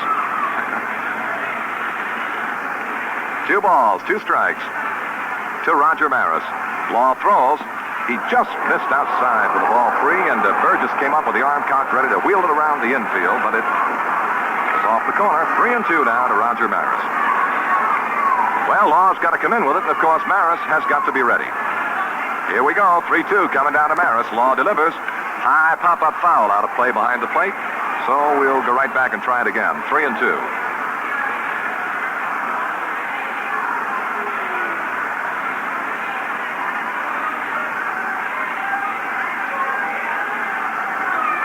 Pirates out in front of the New York Yankees, 3-1 here as the Yankees bat in the last half of the 6th inning. A scouring home run gave the Yanks a 1-0 lead at the end of 4, but the Pirates bounced right back with 3 of their own in the top of the 5th and now lead at 3-1. And the 3-2 to Roger Maris. Swinging a long fly ball down the right field line. It's foul, however, and back among the lower deck spectators. 296 feet tight down the foul line into the right field corner here at Yankee Stadium. And a fellow like Maris can flick one in there with a flip of his wrist. Now the 3-2 to Maris. He swings ground ball off the first base side of the infield. Comes up in a belt-high hop to Mazeroski, the second baseman, and he throws to first in plenty of time to get Maris for the first out of the inning. 1 up, 1 down. Maris grounds out to second baseman Mazeroski. And now here is the southpaw swinging Mickey Mantle, who was intentionally passed in the first inning, and that kind of paid off because then with the bases loaded, Law got Berra to hit into a double play. In the 4th inning, Mantle attempting to bunt on a 3rd strike foul. But here's a ball low inside to Mickey.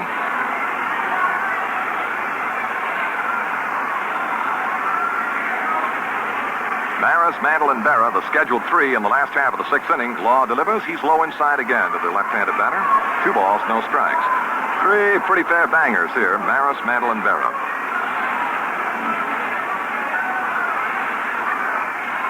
Vernon Law, who won the first one for the Pirates, delivers a slow curve, and Mantle hits it a mile high out into right field, but Clemente is calling for it all the way. Underneath it now, the right fielder's got it in a vest pocket type catch a la Willie Mays for the second out of the inning. Mantle skies out to the right fielder, Clemente. Boy, he put that one up there quite away. 2 up, 2 down for the Yanks, and now the batter will be Yogi Berra. Berra this afternoon bounced into a bases-loaded double play in the 1st inning and then bounced out to the pitcher in the 4th. Law delivers. Swing and a ground foul is off the first base side beyond the Yankee dugout. Strike 1.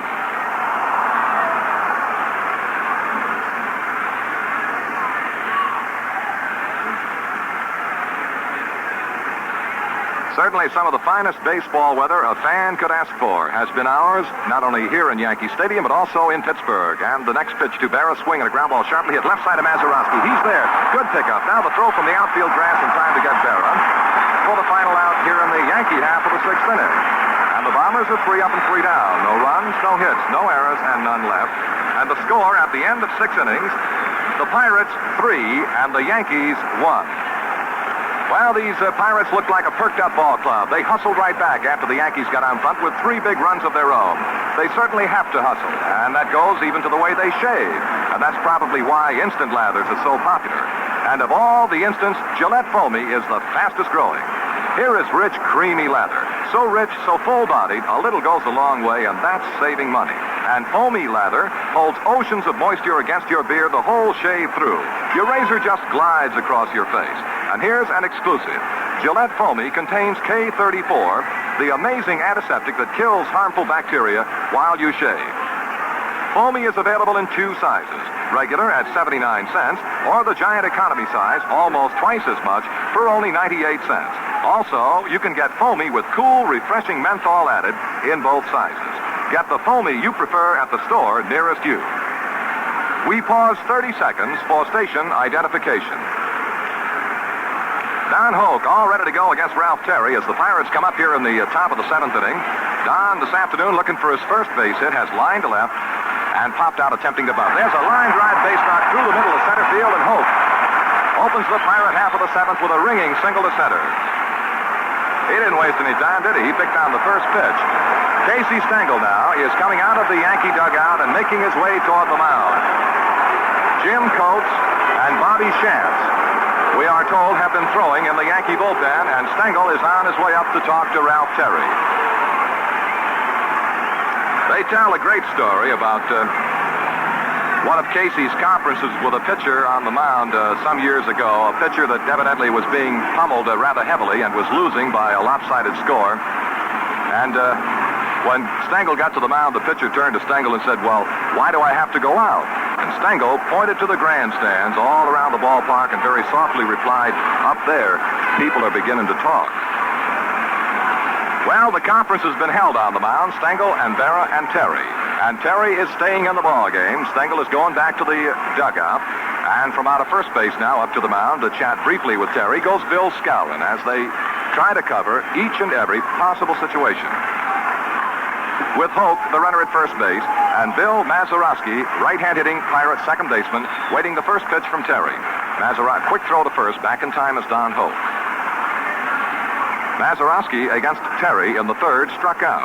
In the 5th inning, popped out to the first baseman Skowron. Mazeroski bunts. It's a little bit of a pop-up off the first base side of the mound. Fielded on the first hop by Terry. No play at second. And down to first base in time to get to Mazeroski. A sacrifice bunt. Mazeroski hit a little bit of a soft line drive that hit off the first base side of the mound. Terry got it in the first hop. Had no play at second base and threw to first to Richardson covering to retire Mazeroski. And a fine Yankee Stadium ovation goes up for the Pirate hurler, Vernon Law. We had to hold back on that Mazeroski bunt because it kind of hung up in the air a little while and weren't too sure whether or not Terry could get to it on the fly, but he could not. He had to play it on the first hop. Law in the 5th inning rammed a double into left field to drive in the first Pirate run of the afternoon. And now with one out and a runner at second base, Law has another opportunity. Terry all ready to go. The Yankee right-hander throws, and Law takes the pitch outside. Ball one.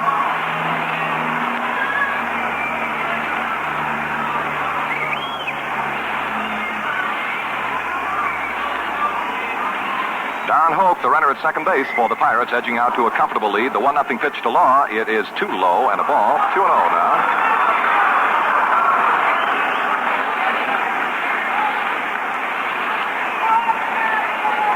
We notice that Bobby Shantz, who had been warming in the Yankee bullpen now, is sitting down.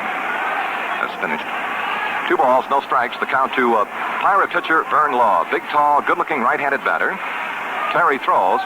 Here's a swing and a ground ball sharply hit. Backhanded beautifully by McDougal. He has to chase it out in foul territory. And all hands are safe as Hope goes to third. And Law is safe at first base.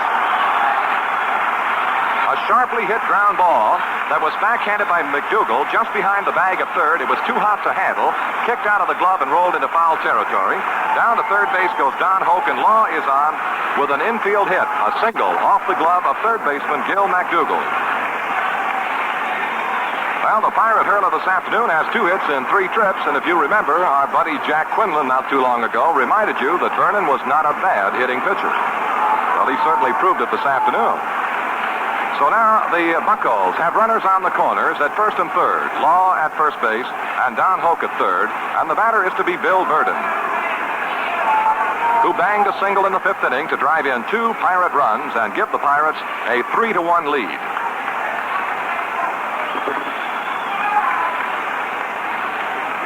Again, action in that Yankee bullpen as Bill Verdon steps in. Bill has 3 World Series hits this year, and now Stengel is up on the steps of the dugout and is on his way to the mound. And this may be all for Ralph Terry.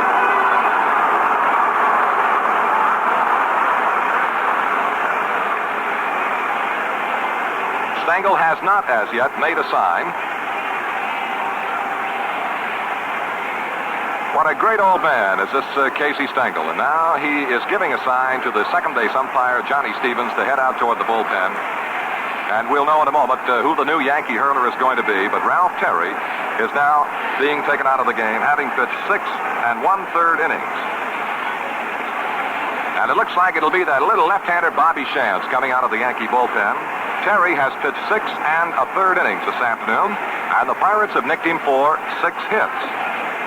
Along the way, the Yankee right-hander has given up but 1 base on balls, a walk to Burgess in the second inning, and has fanned a total of 5 batters. And, of course, the 3 Pirate runs are charged to Ralph Terry. And the 2 men on base, Vernon Law at first base and Don Hoke at third base, are also the responsibility of the departing Ralph Terry. Here comes Bobby Shantz.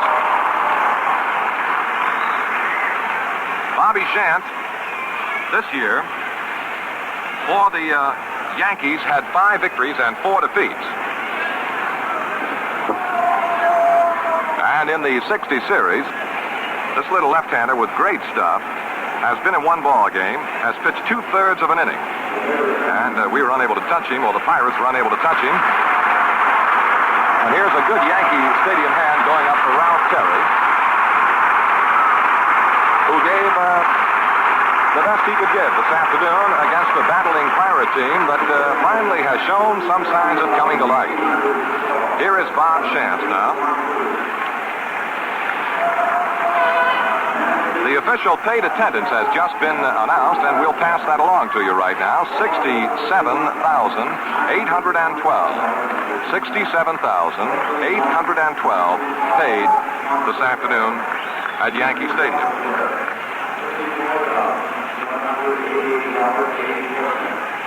In the second game of the World Series at Ford's Field, you recall that Bobby Shantz came on in the 9th inning to relieve Bob Turley, and he came on in there and did it in great fashion as he got Hope to hit into a double play, and that was it insofar as Shantz's pitching activity here in the 1960 World Series.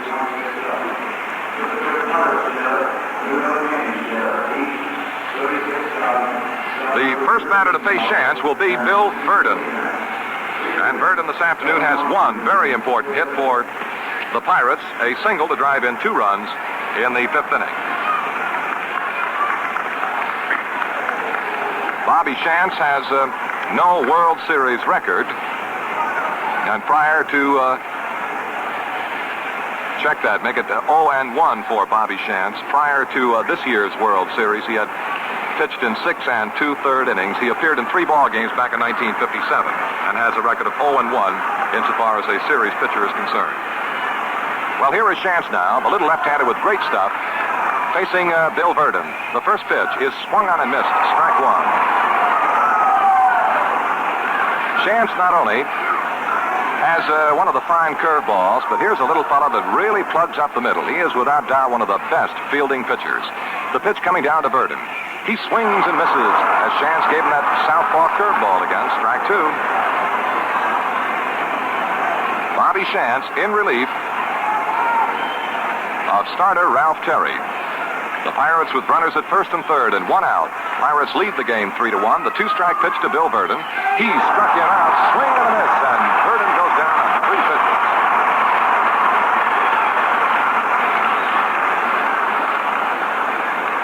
A long time ago, or what seems to be a long time ago, 1952, this little fellow was the most valuable player in the American League.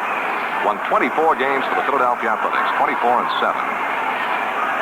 Back in those days, people in Philadelphia had a shortstop by the name of Eddie Juiced, and they were always singing a popular song called Juiced One More Chance.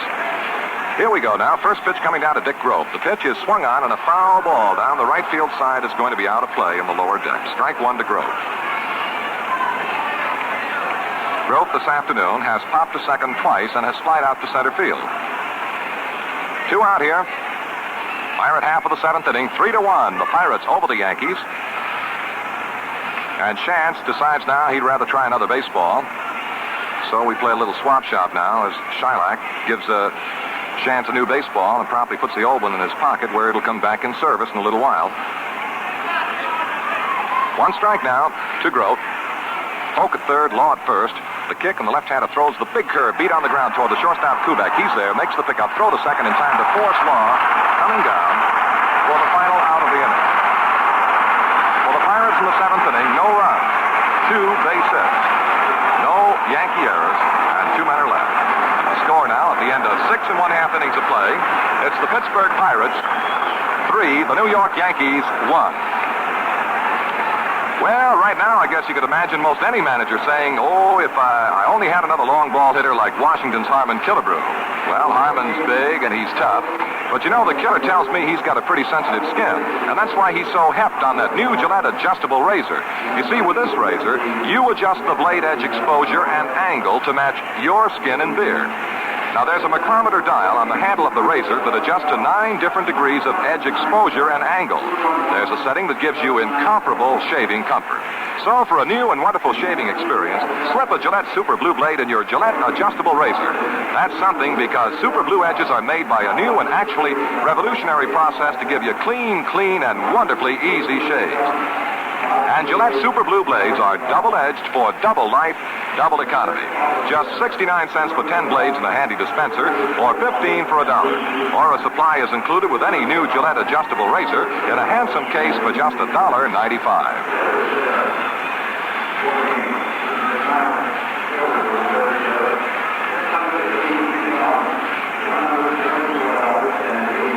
For the New York Yankees in the last half of the 7th inning, Bill Skowron is scheduled to lead off, and then it'll be McDougald and Richardson if they bat in that order here in the last half of the 7th inning. And the official paid attendance announced just a moment ago at Yankee Stadium today shows 67,812 paid.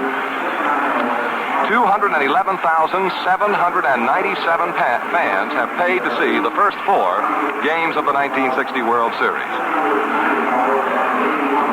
Vernon Law completing his tune-up tosses, and just about everywhere we look around Yankee Stadium right now, most of the people are up taking that 7th inning stretch.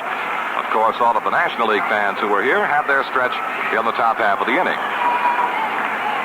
Bill Skowron against Vernon Law this afternoon bounced out to the pitcher in the 2nd inning, and then he ripped an outside curveball into the seats in right field for a home run, his 5th World Series home run.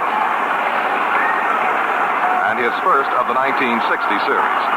And here is Skowron to start for the Yankees in the last half of the 7th inning, and Vernon Law ready to go. The big Pirate right-hander throws a pitch that's inside to Skowron, ball 1.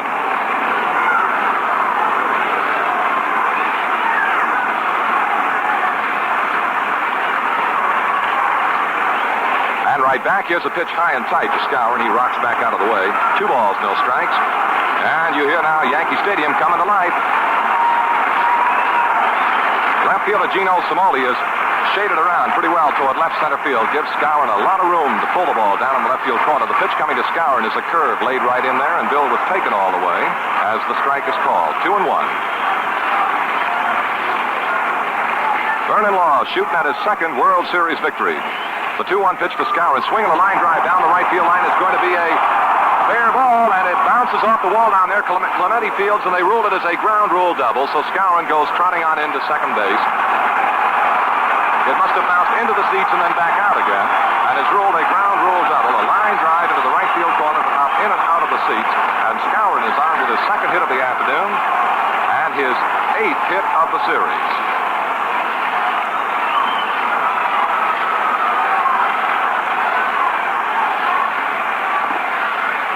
With none out. And Skowron at second base. Gil McDougald steps in, having lined to the right fielder and struck out in 2 previous appearances. Vernon Law now has his work cut out for him as the Yankees try to come back. The pitch to McDougald is a curve off the outside corner, ball 1. There is activity in the Pirate bullpen, as you may suspect. Well, the Pirates lead it 3-1 here as the Yankees bat in the last half of the 7th inning. Vernon Law checks Skowron, turns and throws. McDougald started a swing, couldn't hold it, and it's ruled a strike. McDougald tried to check that swing, couldn't get it back in time, and Mr. Shylock shook the fist in his face, right fist, that is, strike. 1 ball, 1 strike.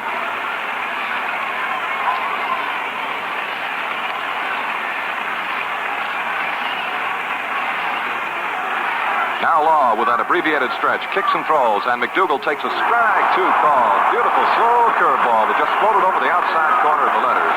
1-2. Vernon Law, pitching masterfully this afternoon, has used that changeup to excellent advantage,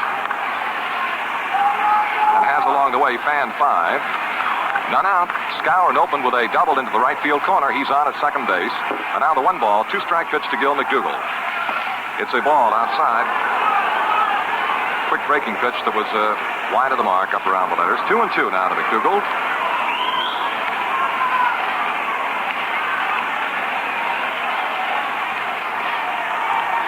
Now the 2-2 pitch.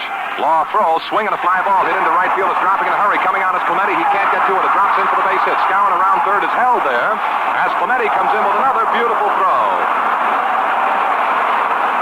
With none out in the inning, the percentage, of course, was to hold that fella Skowron at third base, and they did. And Clemente came up with a beautiful throw to Smokey Burgess, just about 2 steps up the third baseline from the plate. Skowron holds third.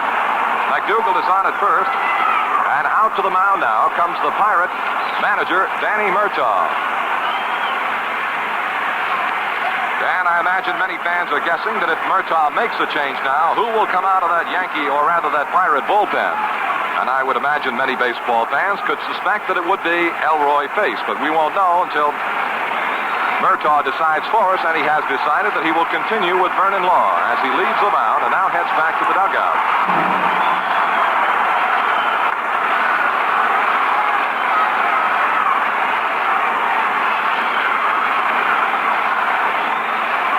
With the Pirates leading 3-1, the Yankees now have the tying runs on base. Runners at first and third. McDougall at first. Skowron over there at third. Bobby Richardson, the batter, having a great series. The pitch is bunted, popped up foul off the first base side. Nobody gets it. It drops in front of the Yankee dugout. Stewart came loping in on the ball, but it didn't hang up in the air long enough for him to run in under. I see Johnny Blanchard is up in the on-deck circle for the New York Yankees, and Stengel looks to pinch-hitting activity here in this last half of the 7th inning. Now the 1-strike pitch coming to Bobby Richardson. He looks. The pitch is down low for a ball as Law gave him the curveball. 1 ball, 1 strike. Skowron, the runner holding third base. McDougall, the Yankee runner, aboard at first. None out in the inning. Pirates lead the game 3-1. Yankees threatening. And now the 1-1 pitch coming to Bobby Richardson. Here it is. Swinging a foul ball out of play behind the plate. And the count is a ball, 2 strikes to Richardson.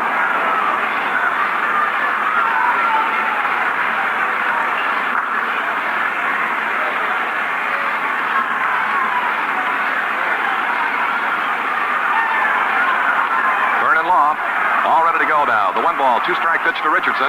Swinging a ground ball hit off to the right side of the second baseman. He's got a tag second. Now the throw to first. It's going to be not in time. Not in time. The Yankee run scores. A slow-hopping grounder over the head of the pitcher, Vernon Law. Going to his right, Mazeroski made the grab and then stepped on the bag at second. That forced McDougall. He whistled his throw to first baseman Stewart, who was really stretching out to meet the throw, but not in time to double up Bobby Richardson. And so the Yankees' second run crosses the plate in the person of Bill Skowron.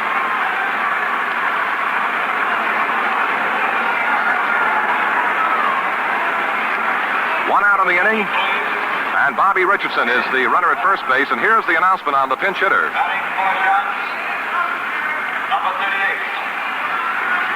Here is Johnny Blanchard, who in 53 games for the Yankees this year hit for an average of .242, and he hit 4 home runs and knocked in 14. John is a left-handed batter with good power, and he's a free swinger. He is batting for Bobby Shantz. 1 out, 1 run in, 3-2 now, and here's the pitch to Blanchard, a foul ball. Caroms off to the box seat railing down the third base side. Blanchard was not swinging. He was trying to tuck in and get out of the way of an inside offering, but the ball hit the bat and trickled foul. Pirates 3, Yankees 2. 4th game of the 1960 series. And a checking throw to first base on the part of Vernon Law. No play. Richardson back in plenty of time. Stewart, of course, is tight to the bag over there. Now the set by Law, the look to first, and the 1-strike pitch coming down to John Blanchard is cut on, and a foul ball is off the netting behind the plate. 2 strikes to the pinch hitter, Johnny Blanchard.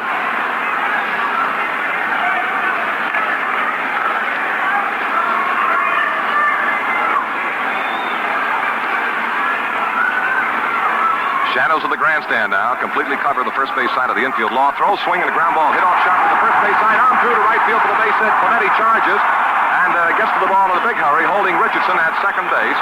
And John Blanchard is a pinch hitter. Drills a ground ball between Mazeroski and Stewart off the first base side through the right field for the base hit, and here comes Danny Murtaugh again. Mazeroski racing to his gloved side, just couldn't get to that ground ball. It was pretty well hit. Stewart didn't have a chance, but Clemente, with great speed, charging into that ground ball, held Richardson right there at second base. Blanchard delivers with a pinch hit single to right field, and Murtaugh is up on the mound now, talking to pitcher Vernon Law. Also out there, Pirate captain Dick Grote, and the Buccaneers catcher Smokey Burgess. Now we've got a couple of umpires headed in there, too. It appears that Murtaugh has decided that now he will make a pitching change and is going to go to the bullpen. That means this afternoon that Vernon Law has pitched 6 1/3 innings, as did the Yankee starter Ralph Terry. He has allowed 8 base hits. Vernon Law has given up 1 walk this afternoon. That was an intentional walk. Has struck out 5 and is charged with the 2 Yankee runs, and of course the men on base, Blanchard at first and Richardson at second, are also the responsibility of the departing Vernon Law. It appears that Elroy Face is coming out of the Pirate bullpen, as he did in the first game of the 1960 series, when the Yankees came on with a little bit of trouble in the 8th inning. Lopez opened with a single to right field. Roger Maris followed with a single to left field, and then Face was called from the bullpen to relieve Vernon Law. He struck out Mantle. He got Berra on a fly ball to right field, and then he struck out Skowron, and that killed the Yankee threat in the first game of the series in Pittsburgh this year. Throughout the year for the Pirates, Elroy Face appeared in 68 ball games, won 10 and lost 8. He had 25 saves and a 2.90 earned run average. This is the little fella who looks, incidentally, a whole lot like Buster Keaton. And he's quite an entertaining young man, likes to sing, play the guitar. But opposing hitters find him not very entertaining. He is the possessor of a forkball, which has tremendous break, and when he can control it and keep it down on the hitters, Face is almost unbeatable. Joe DeMaestri is now into the ball game as a runner for John Blanchard at first base. Joe DeMaestri. Here's a fine Yankee Stadium welcome for Vernon Law. Listen to this.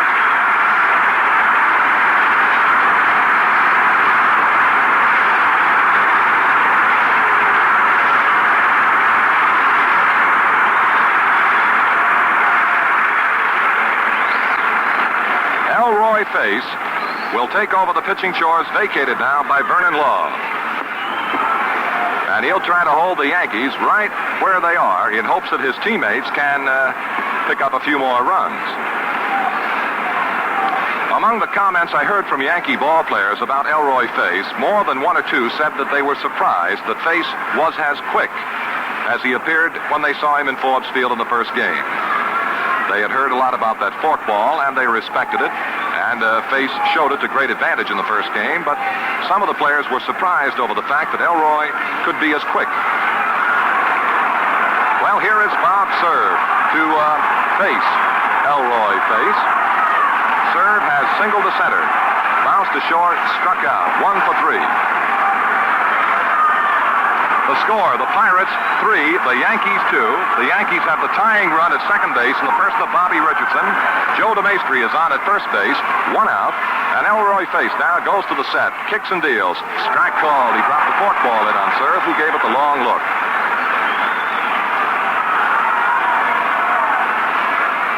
One strike to Bob Serve. Big, ruggedly built right-handed swinger. Face throws. Another forkball is low inside this time, and the count 1 ball and 1 strike.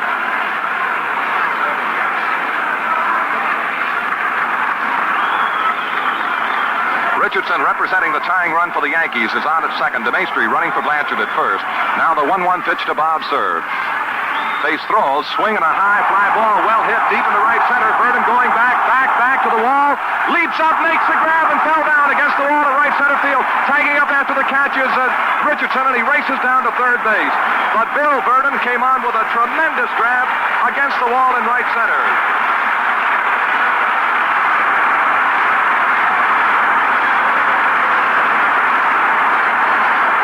Yankee Stadium is on its feet. Everyone here standing up to applaud the brilliant catch of the Pirates center fielder Bill Verdon, who chased a Bob served fly ball deep to the wall in right center field, 407 feet away, and then went hurtling up into the air and made a brilliant grab, fell down flat on his back, rolled over, and fired to the cutoff man.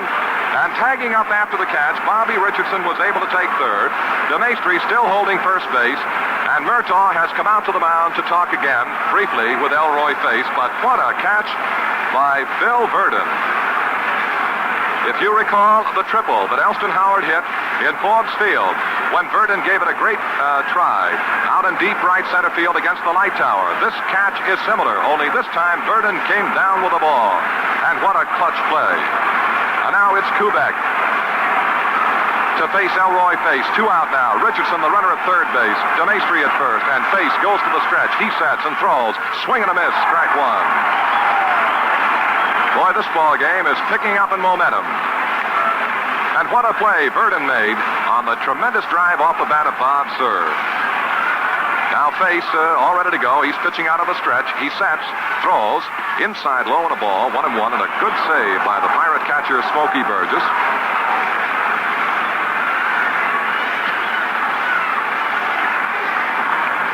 What a ball game, the fourth of the 1960 series between the Yankees and the Pirates.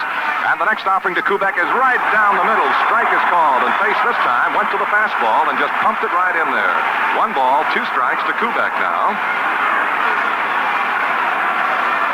Well, this is baseball's greatest show, and this ball game is really living up to it. The 1 ball, 2 strike pitch to Kubek.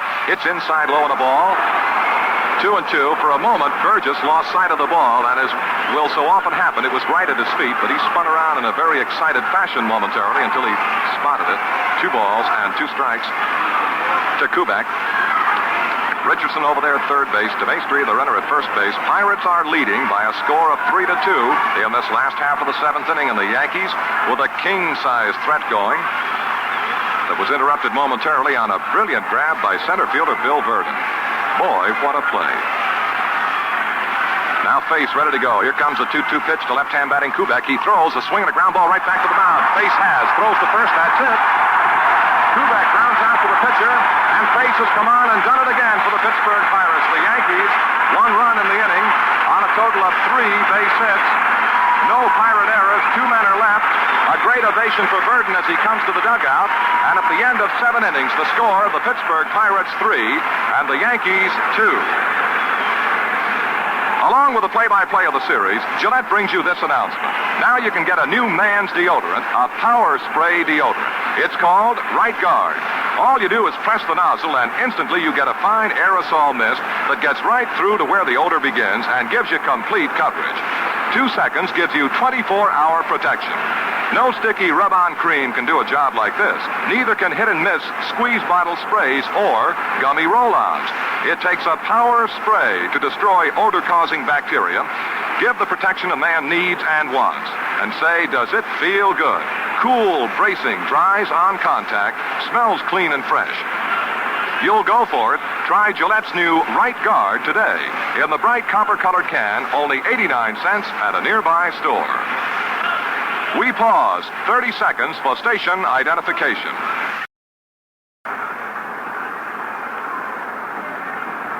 With the pinch hitting of John Blanchard, it means, of course, the chance is no longer around, and Jim Coates, Yankee right-hander, has been summoned by Casey Stengel to pick up the vacated pitching chores. Jim Coates. He's been in 1 ball game, pitching 3 2/3 innings, allowed 3 hits, 1 walk, and 2 strikeouts. Jim Coates, now pitching for the New York Yankees.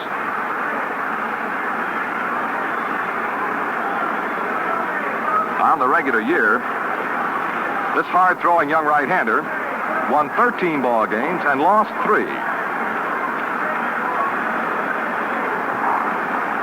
As a matter of fact, Coates got off to a tremendous start. At one time, he had run up a string of 9 victories without a defeat. And this was in the early part of the year when the Bombers were hitting as they finished this year, just anyone and everyone, and scoring quite a few runs. And Coates took good advantage of it, pitched cleverly, and went on to 9 victories without a defeat. Well, here is Coates now to face Roberto Clemente as a leadoff batter for the Pirates. In the top half of the 8th inning, 4th game of the 1960 series, Yankees lead it 2-1 in games, but the Pirates are leading in this game by a score of 3-2 as Clemente steps in against the 3rd Yankee hurler. Coates, the big right-hander, throws a ball. Missed inside. Coates is the kind of a right-hander that has sort of a wind-up. You could say he kind of spreads out all over the mound. He rocks back and forth. A lot of motion. Swinging both arms now, way up over the head. He brings the arm down, deals a fastball pumped in there. Strike is called to Clemente.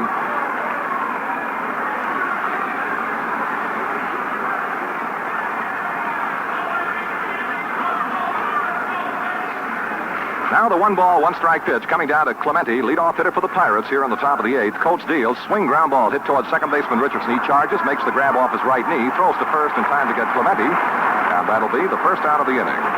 Clemente grounds out to the second baseman, Bobby Richardson. 1 away, and the batter now, Dick Stewart.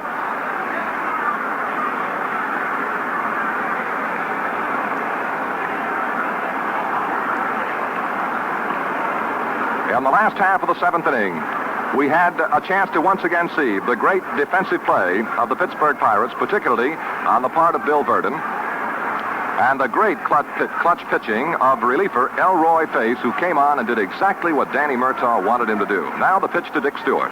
Swinging a foul ball out of play off the first base side, strike 1. Stewart has gone 0 for 3 this afternoon, twice bounced out to the infield, and has popped out to third. 1 out, none on. Top half of the 8th inning, 3-2. The Pirates lead the Yankees.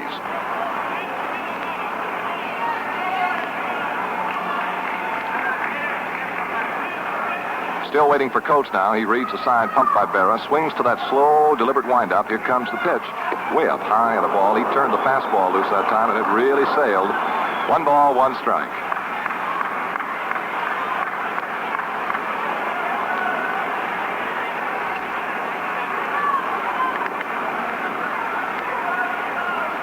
Now, believe me, you'll read a few hundred words about the catch that Verdon made. It was one of the finest I have ever seen. Now the 1-ball, 1-strike pitch coming to Dick Stewart. Right-hander Jim Coates delivers. He tried the curve but couldn't find the range, and it's high inside the ball, 2-1. That's the kind of a pitch a pitcher has to be pretty careful with. You get that curveball to hang up there in front of the hitter's face, and sometimes you're in trouble. 2 balls, 1 strike to Dick Stewart. Coates ready to go again. Here comes the 2-1 pitch. Swinging a high pop-up in the middle. Out back of second base. Back goes Bobby Richardson, calling for it every step of the way. The Yankee second baseman makes the catch for the second out in the top of the 8th inning. 2 up, 2 down. The batter now will be Gino Simoli.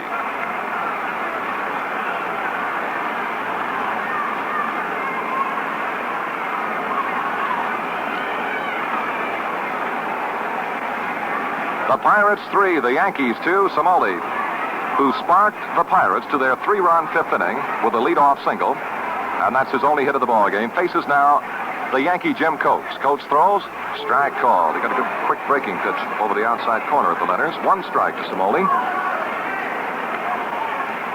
Against Simoli, the Yankees, although Simoli is a right-handed batter, shade him to the right field side on the outfield, with the exception of left fielder Serve. Here's a ball up high now to Gino.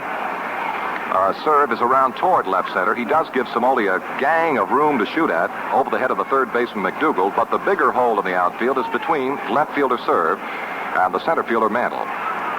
Simoli hits a liner over the head of the shortstop. He might run for a little bit. Now the 1-1 pitch to Simoli. Look out, Gino. Low bridge, and down he goes. Coates got the fastball loose, and it kind of sailed up and in on Gino. Right up under his chin. 2-1. 2 balls, 1 strike. 2 out and none on.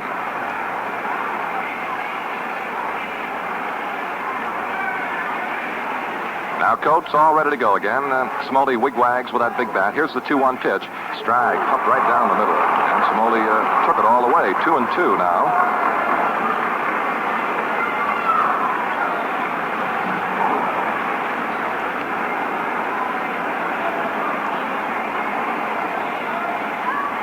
Coates, the Yankee right-hander, swings to the wide. The 2-2 pitch to Smoley, cut out on a ground foul to outside of first base.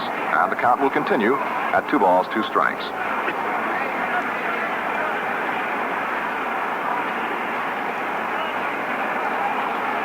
Well, folks, right now, in this top half of the 8th inning here at the stadium, are kind of settling back just a little bit and getting over the excitement of the preceding half inning.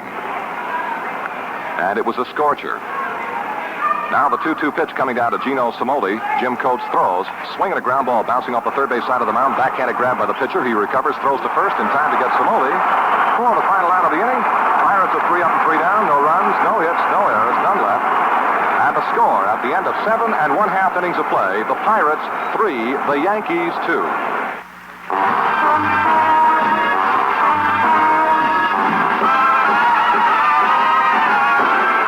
Look sharp. Feel sharp. Be sharp. How are you fixed for blades? I mean the Snickers. How are you fixed for blades? I mean Gillette. Super Blue Blades by Gillette.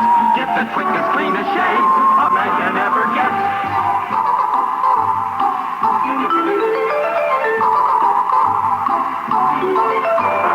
How are you fixed for blades? I mean Gillette Super Blue Blades.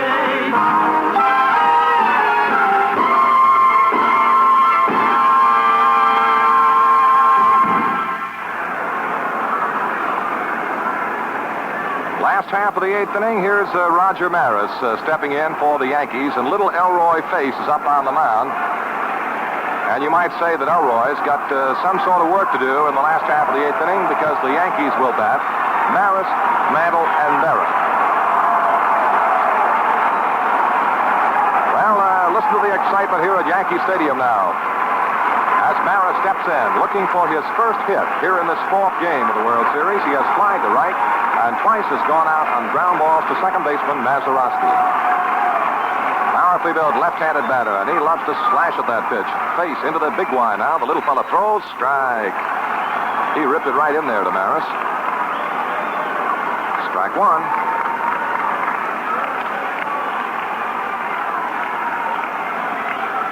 And the 1-strike pitch coming to Roger Maris. Swing, fly ball, well hit into deep center. Back to his left is Verdon. He's waiting for it now, under it, and makes the catch for the first out of the inning. And Maris is retired on the fly ball to the center fielder, Bill Verdon.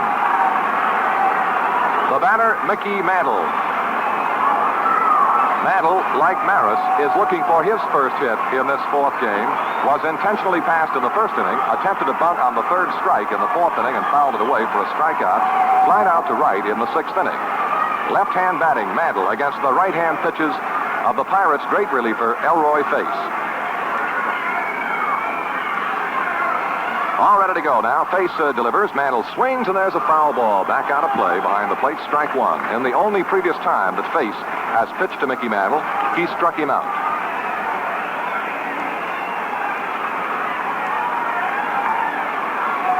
Pirates 3, Yankees 2. 1 out, none on. Yankees batting in the bottom of the 8th inning.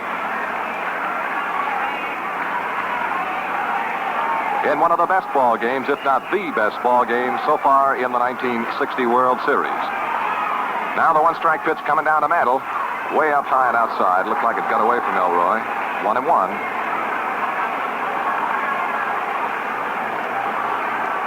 Oak, Grote, Mazeroski, Stewart around that Pirate infield. And they're swung off to the first base side of the infield. Into the move. The 1-1 to Mantle.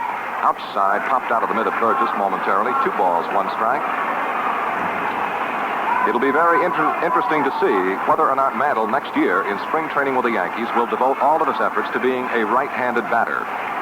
He has complained a little bit about his inability to hit as a left-hander. But yesterday he rammed a double into the right field corner as a left-handed batter. Now the 2-1 pitch. Face rocks into the Y now. Here comes the 2-1 to Mantle. Swing and a miss. Strike 2. Boy, Mr. Mantle pulled out all the stops on that one. He was really cutting for the boondocks. 2 balls, 2 strikes to Mantle. Face into the move now. Here's the pitch. A foul ball out of play. It looked like Mantle was trying to check that swing, but couldn't get the bat out of the way. 2-2 to Mickey Mantle.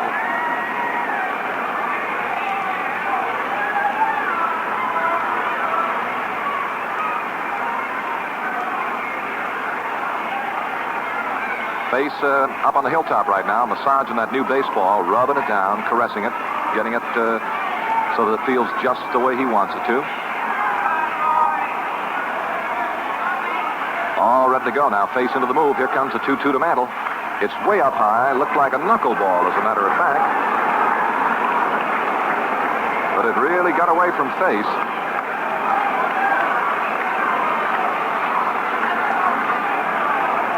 Like a knuckleball or a power ball or something. Well, be that as it may. Here's a 3-2 now to Mickey Mantle. He struck him out. Swing and a miss. Mantle goes down. The ball is dropped. Recovered by Burgess. Thrown to first in time to get Mantle for the second out. Assist to Burgess and the put out to first baseman Stewart. A strikeout for Elroy Face. He got him swinging, but the ball popped out of the mid of Burgess. And I believe that time that Mr. Face called upon his Sunday pitch, that forkball. 2 out now, none on, and the batter will be Yogi Berra. It has been said of Berra that he is the most dangerous hitter in baseball in the late innings. And a pretty good student of baseball was credited with that remark. The manager of the Baltimore Orioles, Paul Richards. Now the pitch to Yogi Berra. Swinging a ground ball foul outside of first. Strike 1 to Berra. Berra also is 0 for 3 this afternoon. Hit into a bases-loaded double play in the first inning. Bounced out to the pitcher in the 4th. Went out on a ground ball to second baseman Mazeroski in the 6th.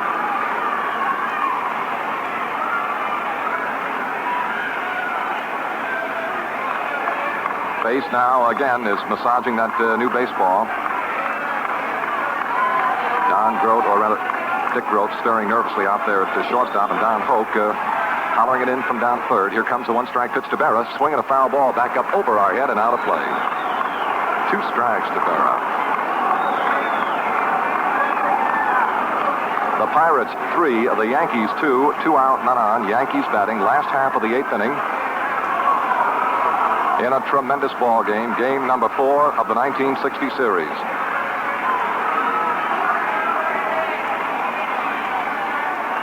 Face making a lot of necessary adjustments, checking the glove, tugging at the belt momentarily. Now he's ready into the full wide, and the 2-strike pitch to Berra. Ground ball hit down the third base side, charging on his hook, comes up at a belt high house. The throw to first in time, and that's all for Berra and for the Yankees. In the 8th inning, Berra grounds out to third, 3 up, 3 down, no runs, no hits, no errors, none left, and the score at the end of 8. The Pirates 3 and the Yankees 2. Well, that Hoke is certainly the chatter guy around that Pirate infield. He's a lot like Willie Mays of the Giants, a real spark plug, always talking it up. Just get the Say Hey Kid on the subject of the new Gillette Super Blue Blade, and you'll really hear him go to town. Willie says, with those Super Blues, shaving is so easy, I can hardly believe it.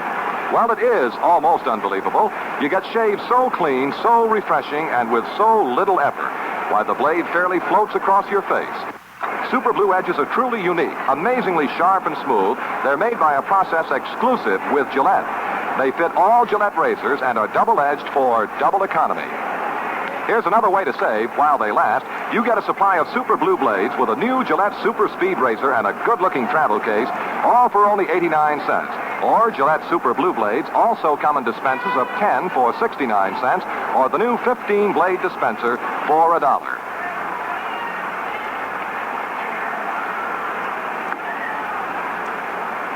The Pirates in the 9th inning will bat Smokey Burgess, Don Hoke, and Bill Mazeroski in that order.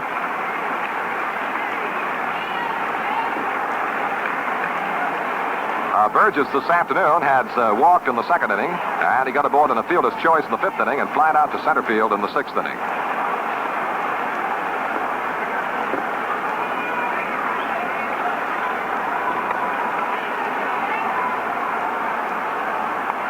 This young Jim Coates, in 2 seasons with the Yankees, has won 19 and lost only 4. In 59, he was 6-1, and in 1960, he was 13-3.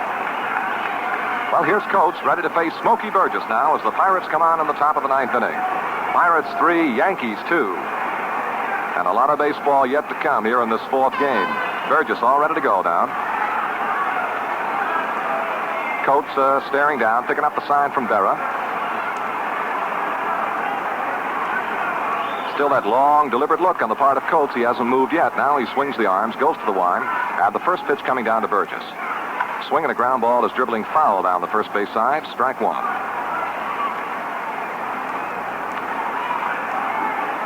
Yankee outfield set to play Burgess to pull the ball into the right field section. They've got Mantle swung way around toward right center. And Maris is backed up deep and straight away in right field. Serve is well over into left center field. And Serve's the only outfielder standing in the sunshine right now. One strike pitch coming down to Burgess. Coates throws. Fastball is outside, and the count is 1 ball, 1 strike.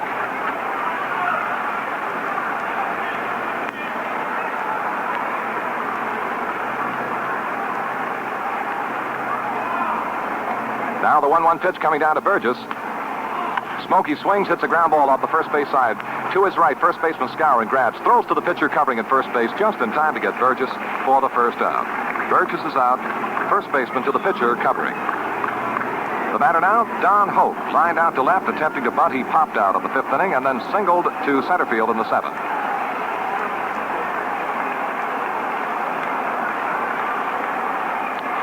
The Yankees and the Pirates locking horns in a real battle here in game number 4 of the series. Pirates lead 3-2 with 1 out and none on in the Pirate half of the 9th inning. Hope, right-hand swisher, waiting the first pitch now from Jim Coates. Here it is. Right down the middle, strike is called.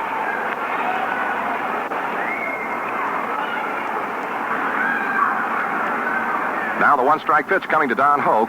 Coates delivers, curved him, and Hope swings and misses. Strike 2. 2 strikes to Don. Yankee outfielder Don Hope kind of spread out, guarding all of the exits, figuring that Hope can and will hit the ball to any and all fields. 2 strikes the count. Yankee right-hander Coates into the wind now. Here's the pitch. A little high and a ball, 1 ball, 2 strikes.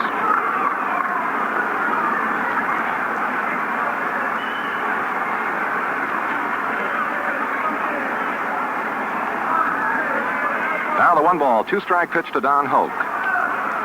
Coates throws. He missed outside low with this one. 2-2.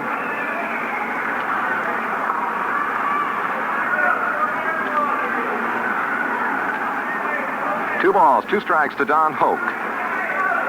1 out, none on. Pirates batting here in the top of the 9th inning. And the 2-2 to Hope. Swing and a fly ball, well hit, deep into right center. Here's Mantle racing back to the warning track, still going. He's there with a one-handed grab.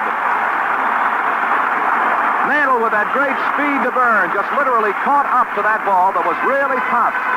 I mean, Hope hung it out there, almost 407 feet away, and Mantle actually caught up to the ball. It was well hit, but Mickey opened up both jets, cruised under the ball, stuck out the gloved hand, and held on to it.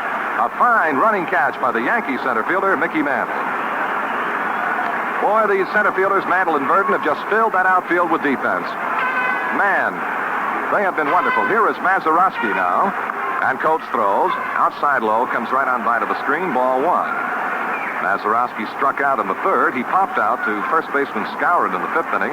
Called upon to sacrifice in the 7th inning. He did so perfectly and was thrown out pitcher to the second baseman covering.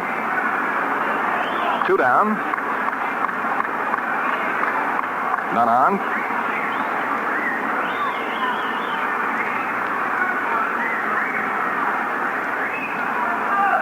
And the 1-0 pitch to Mazeroski. Swing, and there's a line drive hit into right field. To his left goes Maris. Can't get to it. Has to play it on the hop, and it's in for the base hit. As Mazeroski singles into right field, and the Pirates have got a little bit stirring here in this 9th inning. And out of the Pirate dugout now comes Elroy Face. The Pirate fireman. And this man has been nothing short of sensational for the Pirates.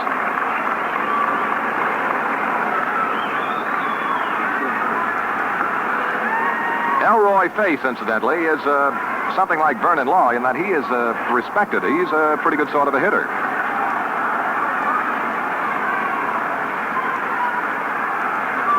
Matter of fact, he had 7 hits for 17 trips.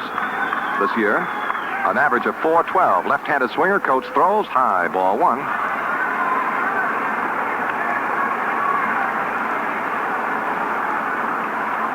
Two out in the Pirate half of the ninth. The Pirates lead the ball game 3-2 over the Yankees. And Coates working now on his opposite number, Elroy Face. The pitch, swing and a miss.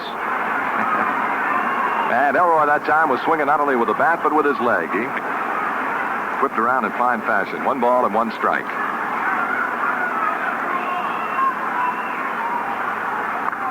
Mantle, Yankees center fielders around a little bit toward right center. Here's the 1-1 pitch coming down to Face. He did swing. Mr. Shylock said you didn't check it, Elroy, and it's a strike 2. Started the swing and tried to hold back on it. Couldn't stop it. And the count is a ball and 2 strikes. The pitch was high and wide.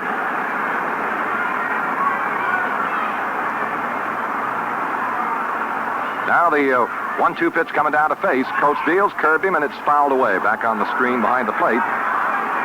Now the count continues at a ball, 2 strikes.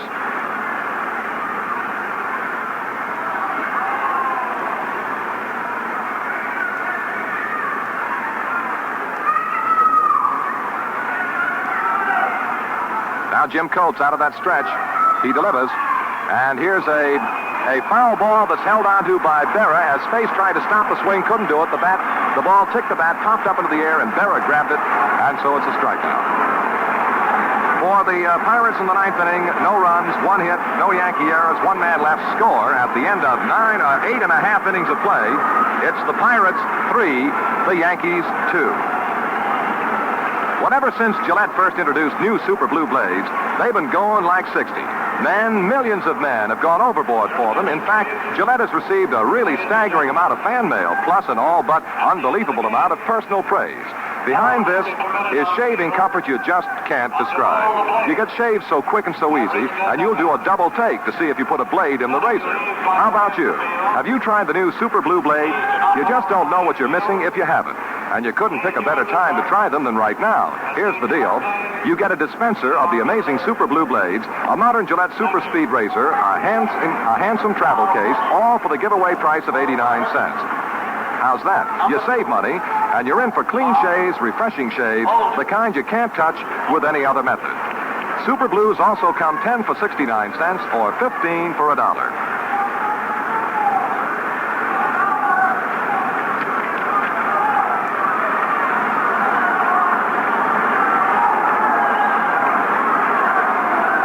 Half of the ninth inning. The Yankees will bring up Bill Skowron as a leadoff batter. He will be followed by Gil McDougald, and a new Pirate catcher is in the ballgame now. Defensively, Bob Oldus. Bob Oldus has come on to catch in this bottom of the ninth inning. Pirates 3, Yankees 2. Skowron leads off. Skowron, who homered in the 4th inning to give the Yankees 1 of their 2 runs. Face swings to the right and deals a ball just outside. He was trying to pitch down on Skowron and got a little bit low and away from him. Skowron this afternoon has been a toughie. He has had a home run and a double in 3 trips to the plate. Face into the move now. And the 1-0 pitch is swung on. There's a long fly ball down that right field line. It may do it if it's fair. It is a foul ball. Foul ball at the last moment. Oh, and Skowron threatened to do it again.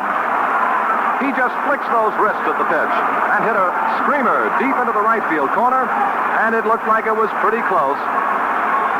But Jim Honachek, American League umpire, deep down that right field foul line, stayed right with it and gave it the foul call. And if you're a Pirate fan, you heave a sigh of relief. If you're a Yankee fan, you've got to come up with a pretty good groan. 1 ball and 1 strike to Bill Skowron. Boy, what a ball game. Elroy Face, looking down to Bob Oldus, picks up the sign into the wide now. The 1-1 to Skowron is a little bit high on a ball. 2-1 now.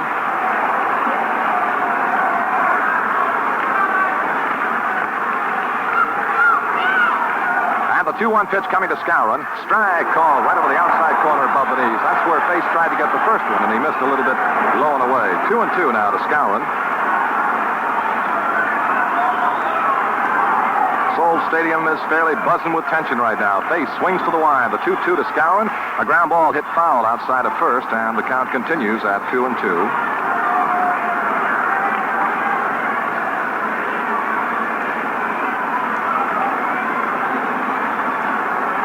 Skowron stepping out momentarily. Now back in, and we're ready to go again. Center fielder Bill Verdon is shaded a little bit toward right center field, and that Clemente is backed all the way up to the warning track in front of the 344-foot sign in straightaway right field. This Skowron really punishes the ball to right and right center. Now the 2-2 pitch coming to Bill Skowron.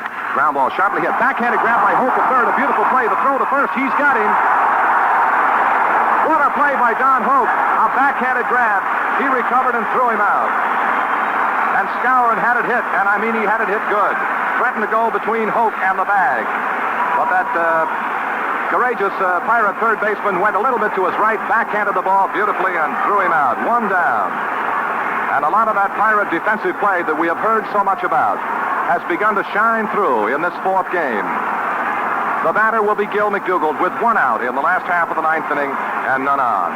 Dale Long has come up in the on-deck circle for the New York Yankees. McDougald steps in and face throws. Ball up high. McDougald has lined to right, struck out, and singled to right field in 3 previous turns. Face into the move now. The 1-0 pitch to McDougald. Swing and a miss as he dropped that forkball in on him. 1-1 now.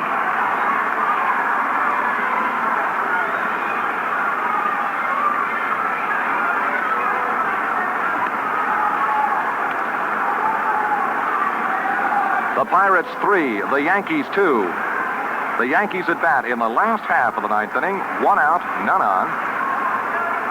And Gil McDougald, the batter, with a count of ball and a strike. Right hand batting, right hand facing.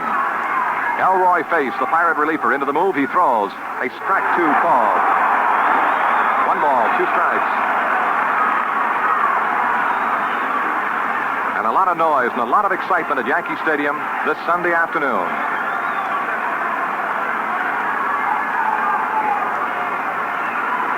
Now Face staring down to Bob Oldus. His new catcher into the move. The 1-2 pitch coming to McDougald. Line drive toward short. Grote has it for the second out. A soft line drive. Hit right out to shortstop Dick Grote. He gloved it for the second out of the inning. 2 down. In the ninth inning, and the batter will be Dale Long.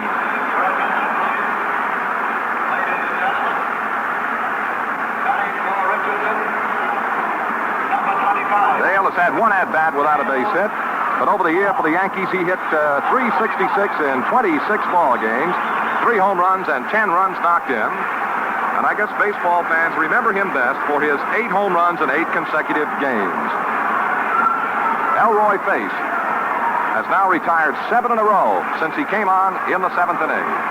And here now is Dale Long.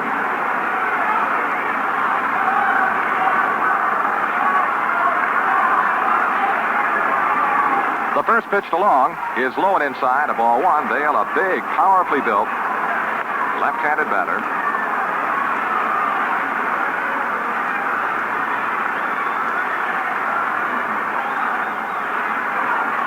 And the 1-0 pitch to Long, a swing and a miss. Strike 1. This big fella was giving it quite a ripple.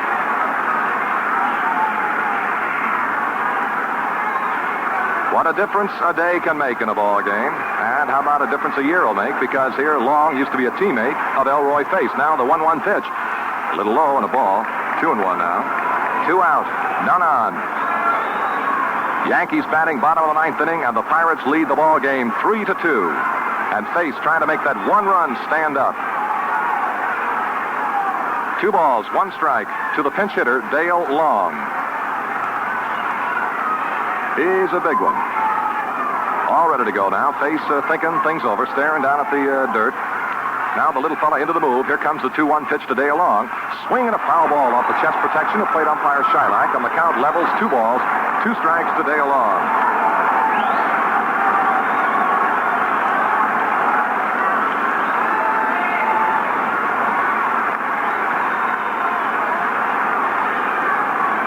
Now Face dips over and grabs himself a handful of that rosin bag and then goes to work massaging that new baseball.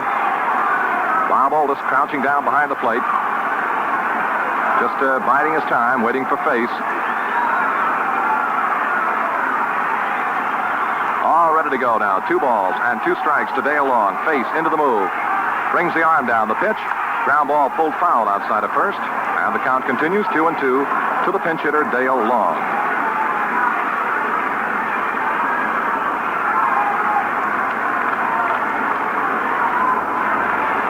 In the on-deck circle, if he is needed, Hector Lopez of the New York Yankees. 2 out, none on.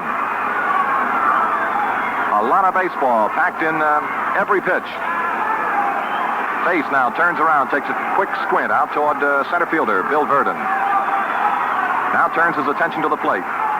Into the move now, and here comes the 2-2 pitch to Long. Low on the ball, 3-2. Boy, that was close. Well, as the fella says, we've gone about as far as we can go with Dale Long. Something's got to give right now.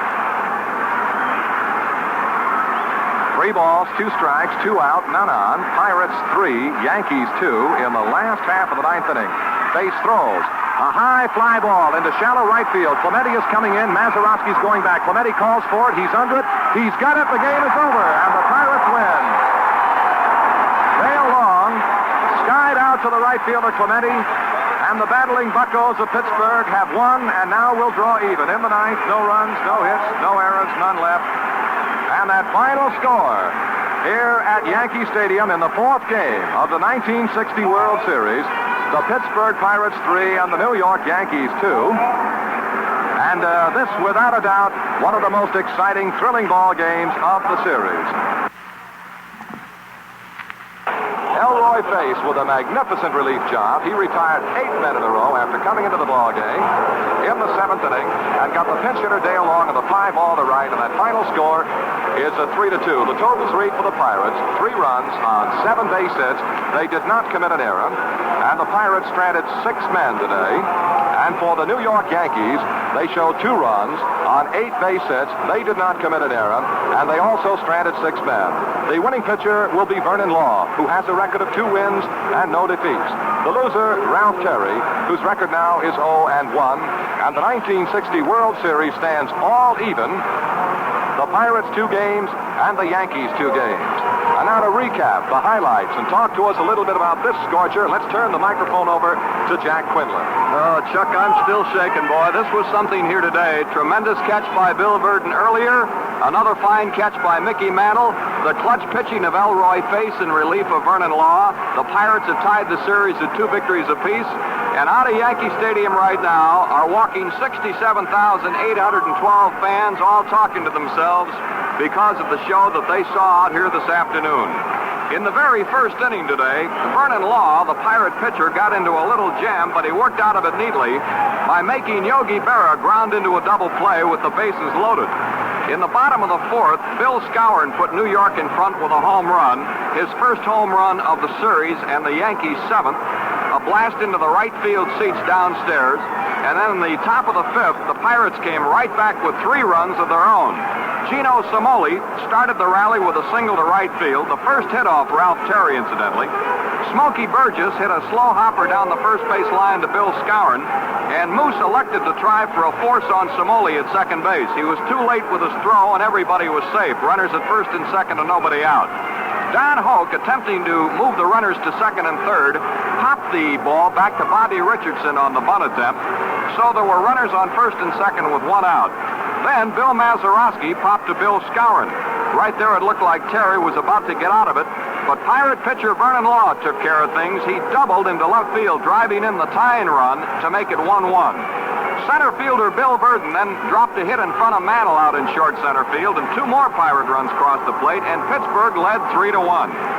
In the top of the 7th inning, Yankee manager Casey Stengel made a pitching change as the Pirates threatened again. Bobby Shantz, a little left-hander, came on and put out the Pittsburgh threat. Law was coasting along until the bottom of the 7th when Skowron doubled, McDougal singled, and Richardson hit into a force play, with Skowron scoring, making it 3-2. It was Bobby Richardson's 9th RBI of the series, incidentally. Well, after a pinch single by Johnny Blanchard, Vernon Law left, and Elroy Face strolled in from the bullpen, and he hit an Elroy Face, Bob Serve at the plate hit an Elroy Face pitch just about as far as you can hit it in this ballpark and still keep it inside. A drive to the 407-foot sign in deep right center field. Bill Verdon made a leaping catch, one of the greatest catches you will ever see anywhere at any time. And then Kubek tapped to the mound to retire the Yankees and keep the Pirates in the lead 3-2. In the bottom of the ninth inning against Elroy Face, Skowron slammed one down the right field line. It looked like it could be fair, could be foul. As it turned out, it kept slicing and landed in foul territory just outside that foul pole in the lower seats. It gave the Yankee fans a big thrill and the Pirate fans a terrific scare for a moment, but the ball was foul. And then, he finally grounded out to Hoke, who made a tremendous backhand stab behind the bag at third. McDougal then lined to the shortstop Groth. Dale Long was sent up to pinch hit for Bobby Richardson, and he hit a short fly ball to Bob Clemente in right field to retire the side, end the ball game, and it was a terrific victory for Pittsburgh. They needed it in the worst way, otherwise they would have been 2 games back, and the Yankees could have clinched things out here tomorrow. As it is now, the series is a cinch to return to Pittsburgh because it's even up at 2 victories apiece. And in Game 5 tomorrow, Danny Murtaugh, the Pirate skipper, already has named a little left-hander, Harvey Haddix. Who the Yankee pitcher will be is in the mind of Casey Stengel right now and nobody else. He did not indicate before the ball game who his pitcher would be tomorrow. He said he'd have to wait until things develop this afternoon. And as it turned out, the Yankees have lost the ball game by a score of 3-2. Defensively, of course, the gem of the ball game was turned in by Bill Verdon with a leaping catch of a Bob Serve blast up against the 407 sign. How he got back there, I don't know, but how he leaped so high, I'll never figure out. But he caught the ball, and Richardson, the runner at second, was able to tag up and go to third after the catch was made. Mantle made a fine play on a ball hit by Don Hoke in the top of the ninth inning. He went all the way back to the track and made a one-handed catch of a ball that was well hit, and he made it look easy, actually. Again, the totals for the Pirates: 3 runs, 7 hits, no errors, 6 men left on. The Yankees had 2 runs, 8 hits, no errors, 6 men left on. Vernon Law started and won it. Great help from Elroy Face. Law now 2-0 in the series. Ralph Terry started and lost it. He's now 0-1. And the series is even at 2 games apiece. This broadcast is authorized under broadcasting rights granted by the Commissioner of Baseball, solely for the entertainment of our listening audience. And any publication, rebroadcast, or other use of the descriptions and accounts of this game without the express consent of the Commissioner is prohibited. Our producer has been Joe Hassel. Our engineer, Harry Alexander. And now, this is Jack Quinlan for Chuck Thompson, reminding you to be sure to tune in tomorrow afternoon at 12:45 Eastern Daylight Time for the 5th game of this exciting 1960 World Series, brought to you by the General Motors Corporation and by the Gillette Safety Razor Company.